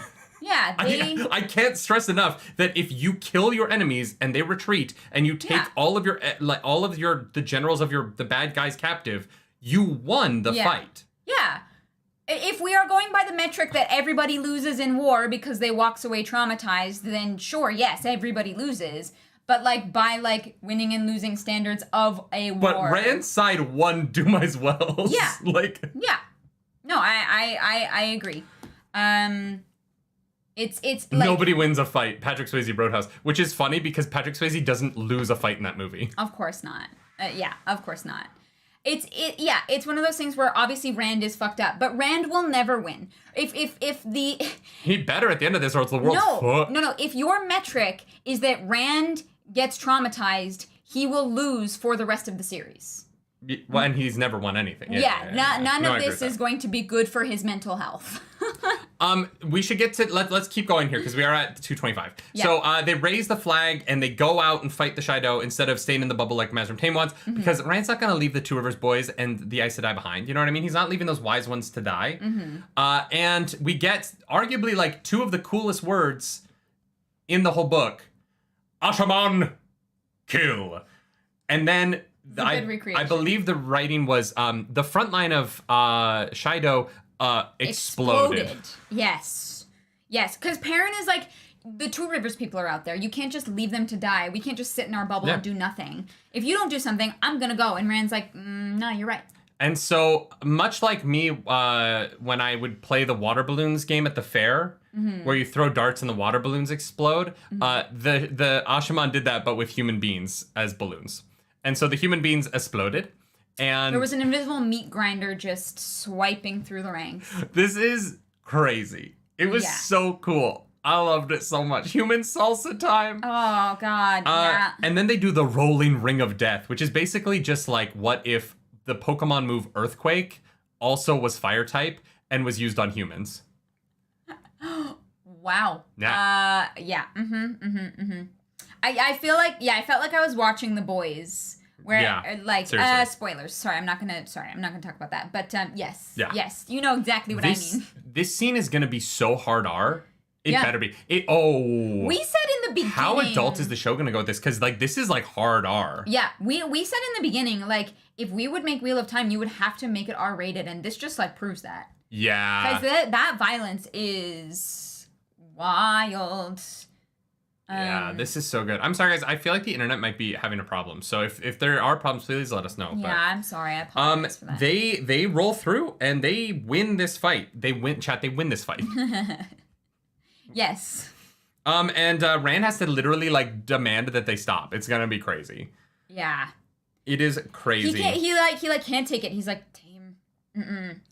Rolling ring of earth and fire. That was my favorite. And so with the fight over, the 9 Aes Sedai walk over to Rand, and hey, we came to save ya. And he's like, no, get on your knees over there with those. And they're like, what do you mean? He's like, 6.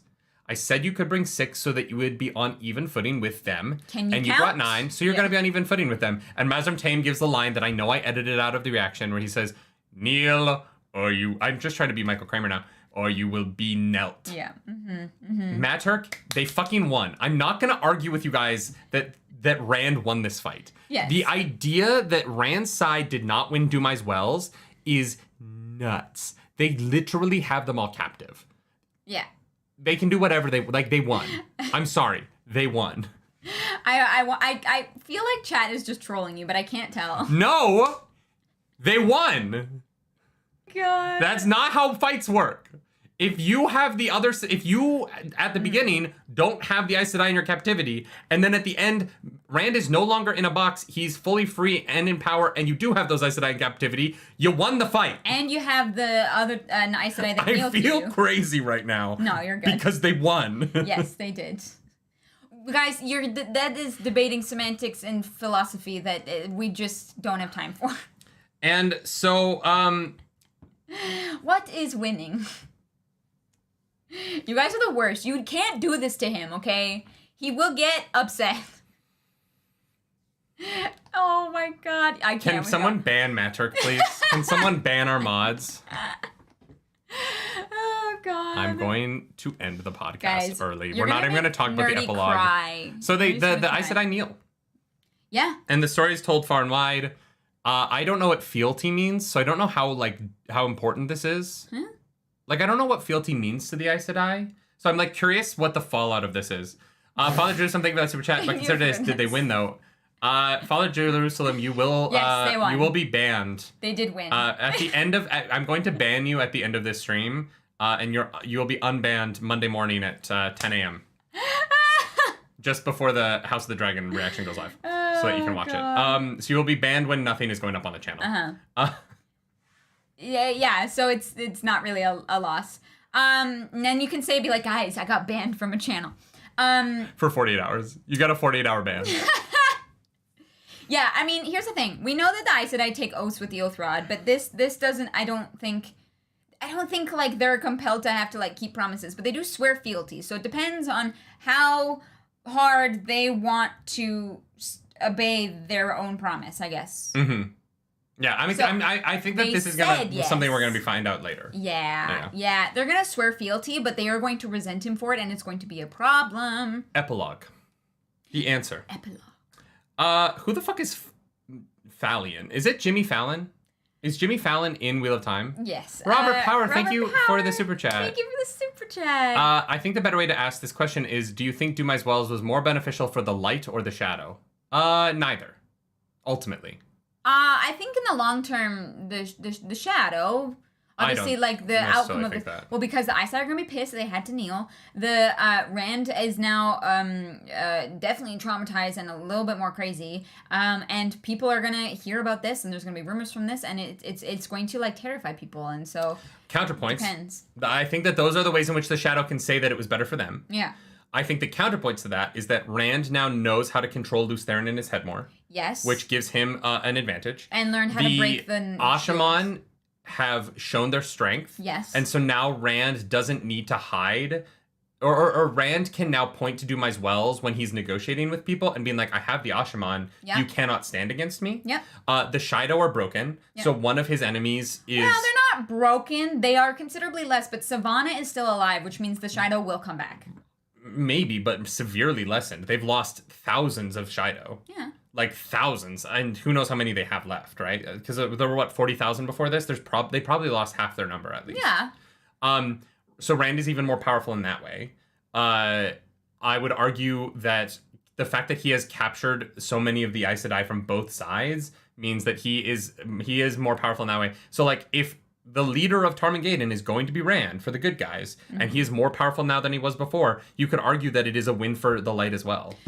I'm not saying that you can't. But I am saying that like the Dark One definitely gets some benefits from this, and I don't think we're gonna see the full repercussions of that for a bit. But I totally agree with you. Yeah. I think they both do, right? Yeah. And so that's why I think like it's not a win for either side. It's just it is a further step towards Tarmangaden. Yeah. Yep. Absolutely. Yeah. So Falian is frustrated with Falian, yeah, I don't know. With Nynaeve and Elaine because she's trying to stalk him, but she can't. Darn. And they're too sneaky. They messed up her plans in Tenchiko. So this is some Black Aja shit going down in Ebudar. That's it. Yeah. She's hoping to capture them from Gideon. Yeah, Black Aja are there. Cool. She's been sent there, and then she hasn't heard from Gideon since, and she's like, I don't know if that's good or bad. She's going to hear from her soon. She's definitely going to. We cut over to Herod Fell is back. He was fishing. He returned from his fishing trip. And then he gets murdered. And he's killed by a golem. So I hope he wrote down the thing he wanted to say to Rand so that he can find his book or some shit. Yeah, oh my god, I hope so. I don't know. So we think Agenor definitely... Or Osengar. Oh, so yeah, definitely is responsible for that. Mm-hmm. Now, this makes me super curious. Why was Herod Fell such an important target? Why did he have to die? Because he's the one who figured out the truth about the wheel. About the wheel. Oh, because I was like, I know he was like looking into something. I know he had stuff to tell Rand. I know that there was important stuff there, but I was like, what is that? What? It has to do with the prophecy of the dragon and his understanding of how the Dark One has to be forgotten so that the wheel can do this all over again. Yeah. Yeah. And so I think that what he learned about it is gonna somehow come into play in Tarmangaden. I think we're not gonna think about Herod Fell for a while. I think it's gonna be a couple books and then this is gonna come back. Yes, I would also love to know how Agenor knew that he found this out. How was he keeping an eye on certain books or something? I'm assuming he is someone in Rand's school. I'm assuming there's eyes and ears in that school. Yeah. It was one of the Herod Fell was probably actually Lanfear. Oh, that makes sense. Yeah, that checks out. That's why Herod Fell was so attracted to Min, because Minfear is the canon that we all accept, right? Absolutely. Minfear in chat, please. Cut back to Ebudar, where someone named Moore realizes that the return is going to happen soon. So, Sanchin?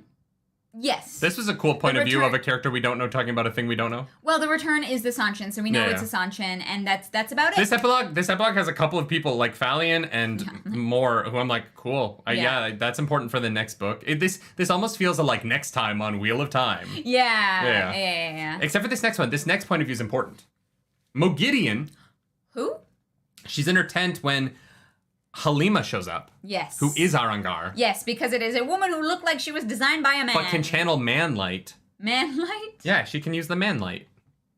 And Mogideon's like, oh my god, who are you? And she's like, I'm Arangar, and you're going to Shai Ol Ghul. And Mogideon's like, dope. The necklace? Yeah, dope. I'll go right now. I don't care. And so she goes to Shai Ol Ghul. I think that, well, I'll say it at the end, actually. Then we get to Egwene, who realizes that Mogideon's gone, and is like, was it Logain? I don't know. Yeah. I know a man did it. Yeah. I know a man did it. And then we go to Demandred, who's kneeling in Shai Ol Ghul, and he's like, did I do good? And the Lord of Chaos is like, no, the Lord of...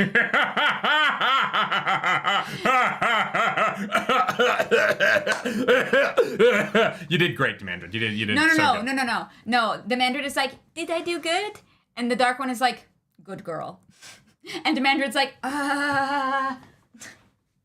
That's the relationship. Obviously. That's why he's going to be the nipples.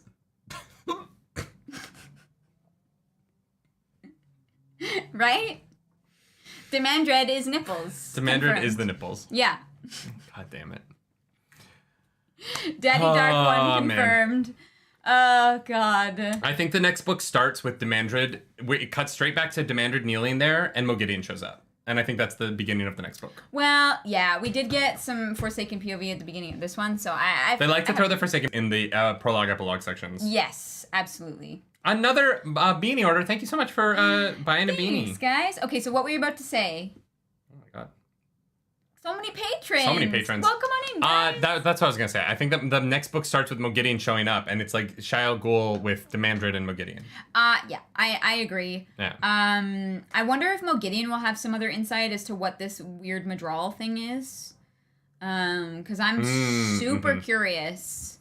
But we'll I don't know. We'll have to find out. Or maybe we'll get Maybe we'll get that from Agenor if he ever shows up I don't know. Shia Gul. But anyways, yeah. Halima is definitely Arengar, which is definitely Agenor confirmed. Or no, or Belthamel. I don't remember. Sorry, it's Belthamel because Agenor has to be the one who's over there to kill Herod Fell. So I think Belthamel is in is Halima, and I don't know where Agenor is. I don't know where Osingar is. Y'all, I am sorry the internet has been inconsistent today. I don't know why. It's just Roger's fault. So blame Rogers. Hopefully we'll be able to move to a place that has good quality fiber eventually. Yeah, guys, donate to the Fiber Internet Fund at patreon.com/nerdynightly. Where you can get our free reactions, or go to audibletrial.com/nerdynightly to listen to things and give us money for the internet fund. audibletrial.com/nerdynightly. So it's time for High Low. It is. High Low. This is where we commiserate over our lows and celebrate our highs, because this is what we did at my dinner table as a kid, and it's how my family stayed close all these years despite there being so many siblings. So Clarus, what is your high? My high is the moment that Sulin turns back to being a maiden. She's like, all right, the Hentog, you do this, get a run, go, and break. And they're like, God, finally, Jesus Christ. Oh, we kind of skipped over it, but Sulin had to, like, fight for her, like, role again while they were on the road. Oh, yes. And, yeah, so she, like, had to, like, fight Nandera for her to get, like, kind of, like, power within the maidens back. But here's the thing. Nandera still is the, like, leader, but, like, they're cool. Yeah, but now they're chill, because they wrestled. Yes. Which I would watch. They wrestled. I would watch two I Aiels love wrestle. that the Aiel, like, didn't even notice. They're like, oh, they're fighting? Yeah, that makes sense. Milo is literally the easiest thing in the world. Fucking Fael. Yeah. Fael with her jealous bullshit, and Berlain with her, like, nonsense. I didn't care for it. I don't care about that storyline at all. And I was, like, honestly just glad when they left. I was like, great, we're leaving Kyrian. I'm glad I don't have to read about Perrin being like, I don't want this woman to touch my arm. Yeah, Ugh. no. Before I forget, make sure you like this video. Do like it. Yeah. There's a few of you here, I think, so make sure you like the video. Since we're talking about liking things, what did you not like? The Fael stuff. Yeah. I don't know how to pick anything else. I get it. It's not great. Because I mean, obviously, I hated, like, the idea of Rand in this box. Like, that was, like, gruesome, but it was well written, and it wasn't that I hated it. I just, oh, God, yeah, the Fael stuff pisses me off. I cannot stand it. Blue, 5 memberships. Oh, my God. Thank you for gifting those to the community. Blue, thank you so much. Guys, this has been a really nice birthday. Oh, and Roddy brings up Amis and Sorlia also figured things out. Yes, they had to. Not by wrestling, though. They just had a calm conversation. Because they're adults. Because It's amazing what communicating can do. My favorite part of this, my high, as we're wrapping this up, is Ashaman kill. Yeah. No, actually, no, it's not. No. It is the moment the gateway opened. Because I remember, like, you can watch that video. That brought me so much joy, guys. The gateway opening up was so fucking cool. It was so cool. Yeah. And realizing that the Ashaman were there, the black coat, immediately hearing black coat and just freaking out. Like, that was what's cool about it is that that's the way I respond when, like, Spider-Man showed up in Civil War. Yeah. You know what I mean? Yeah. And so for this series to not have any nostalgia, but for me to react like Spider-Man showed up, that's a testament to how big this series is for me right now and how much, like, reading this means to me and how much I'm loving it. Yeah. Because I'm, like, immediately nostalgic for this series. I love it. I love it as if I've been reading it my whole life. And, yeah, I really love it. We did skip over, the Daughters of the Nine Moons are brought up. The Sanchin Daughter of the Nine Moons is coming. Oh, So, Matt's girl. Yeah, she's on her way. That's all we get out of it. Yeah, it's just basically mentioned again, and we're like... Nerdy gets joy from Ken dying. Yes. Guys, please, let's not forget about Ken, okay? Justice for Ken. F's in chat for Should Ken. we have a shirt that has, like, an Ashaman coat on it, and, like, a person, like, and it says Justice for Ken, that only people from our podcast will understand? Oh my God. God. And we all have to wear our Justice for Ken shirts to JordanCon next year. We'll do a Justice for Ken meetup at JordanCon next year. Oh my God. And so only people who are here will know what that means. Yeah, in this specific episode, too. Jesus Christ. Nerdy didn't mention the callback to Giant Moraine in book 1. Oh, the Mirror of the Mists.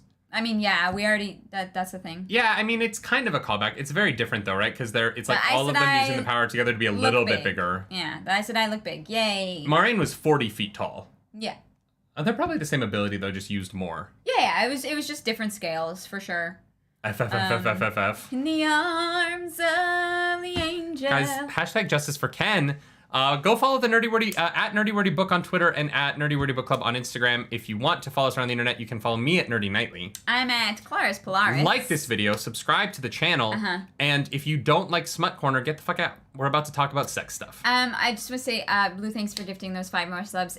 Blue, thanks for all the subs. God damn, dude. Really amazing birthday. Blue popped off today. Thank you everybody. Honestly, I appreciate you guys. Thank you. This means Nerdy gets to play Ken in the TV show. If they called me and they were like, we want you to be the Ashaman that dies, I would take that in a... Are you kidding me? Yes. Rafe Judkins, please let me be the Ashaman who dies there. Please, dude. I would... that would be the perfect role for me in the show. Because this is one of those things where, like, it's a lot of pressure to be in a series that you love this much. Like, I don't know if I could be in a Star Wars show as, like, a character. I don't, a lot of pressure. I don't know if I would handle it well. But, like, I would love a cameo. Rafe, please let me cameo as the Ashaman who gets killed immediately when he steps through the portal. That would be amazing. That would be freaking incredible. Yeah. That would be... I would get so much joy from that. Oh my god, it'd be so fun. Matrick, thank you for dropping that Discord link. Y'all, join the if you want to join in the Discord, there's more Wheel of Time discussions over there. And you can drop your questions that we will be answering Monday. Don't forget, Monday morning, not Friday morning next week. Stormdy brings up last week, I was like, Maureen got huge and nobody ever did that again. Why not? And this week, Nerdy, yeah, but whatever. I mean... Ashaman Josh. They better name the character Ken too. They better. Y'all, it's time for we have to go to con. I would love to sit here and talk about this section all day, but we actually have to we have to be there in 2 hours. So we have to go to Fan Expo. So if you're at Toronto Fan Expo this weekend, please hit us up. Come say hi. Shoot us a message on Discord or on Instagram, and we'll try and meet up. If there's anyone going to Toronto Fan Expo, we'd love to meet you and talk about Wheel of Time with you in person. Hi. I'm gonna be at the Stormcrow booth tonight, so from 4 to 7. Easy to find. So for now, let's talk. Where would you add a sex scene into the end of this book? I definitely added one in already. So you have to go first. Oh, okay. Oh God, I think that immediately upon rescue, I think that Min and Rand just bone down. No, he needs to shower first. Oh no! It's a whole no. I'm not saying they bone down. I'm saying they clean up. The book ends with Min rubbing him down, cleaning him up, and then while she's scrub-a-dub-dubbing him, he gets a little hard, and she's like, oh well, if I'm gonna take care of him, I've got to take care of that too. Suddenly, it's Blowjob City up in Randland. Blowjob City. Thank you so much for that super chat, Sordididus Black. Yes, thank you. I just don't know if that's how you say it. You're Sordididus. But thank you for the super chat. Thank you so much. For that happy birthday. I appreciate it. Yeah, thank you guys. No, I think that they have full on bathtub sex. That I could, yeah. It starts with a massage though, and Min is on top for all of it because he's too sort of really moved. He can't do much. So she does all the work. Min is guys, I got this. Amis and Soralia hashing things out. Hot. They go to have a little chat. What are you doing, Step Min? Oh my god. Rand auto filleting in the box. I don't think he could get hard in there just because the smell was so bad. I don't think he could get turned on. Honestly. Smut corner is that Berlin goes to try and find Perrin in his room, and Fael's there, and they get really angry, but then it gets really hot, and so they start kissing, and then Perrin walks in, and he's also kind of angry, but that's also kind of hot for them, and they just have threesome angry sex. Yeah, because Perrin's like, leave us alone, but also this is nice, this is cool.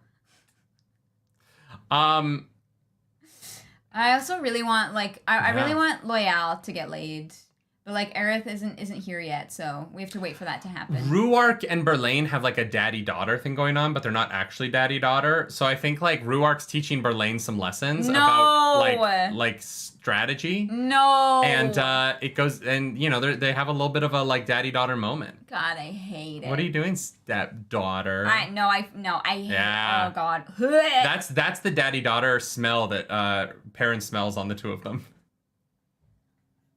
Your face right now. No, I am upset with you for that one. Oh my God. Nope, that is an absolutely not. Ashaman circle jerk of earth and fire. Oh my God. Oh my God, that's so funny. Yeah, no, no, hated that. We can't end there. I need something else. Okay, add not some more. That one. Add some more. Anything but that. Guys, thank you for the happy birthdays. I appreciate it. I think like Elaine and Brigitte. Elaine and Brigitte? Yeah, I mean, they're testing that water bond, seeing how far they can take it. Can they like feel when the other orgasms? No, you know what I think it is? Yes, they can, oh, which is hot. But That's I think hot. that Elaine is like, you've had sex. Teach me so that when Rand and I get together, I can like do good. And so Brigitte's like, yeah, okay. Brigitte's like, all right, lessons start at 10 p.m. on Thursday. And they go till 6 a.m. We're not stopping. We ain't stopping. Yeah. I think that's it. I think Berlain vomit. Gotta learn some things. Eddie Max, thank you for that super chat. Thank you for the super Nude chat. color bathing suits on Monday in honor of Robert Jordan's holiday. I don't know. I think we would have our stream taken down by YouTube. Yeah, we don't want to get in trouble. But for Christmas, we'll do our Festival of Lights. All right, y'all. This was another long one. I'm sorry the show keeps getting closer to 3 hours, but oopsie. That's going to be the Nerdy Wordy, the book club for this week. Next Monday, 3 days from now, we're coming back with the full book recap. Go into the Discord, drop your questions in the questions tab, and also go over to Apple Podcasts and give us a 5-star review so that I have something to read on that show. Yes. Also, go into the spoiler chat if you've read the books and you want to help them decide what the next split is going to be for the next book. Yes. And until next time, y'all. Ashaman, rest. Bye. Oh, also, thank you to our mods. Our mods are the best mods. Oh, I was like, did you stop? Big up to the mods. Big up to the mods. Thank you. We Big love up to you. the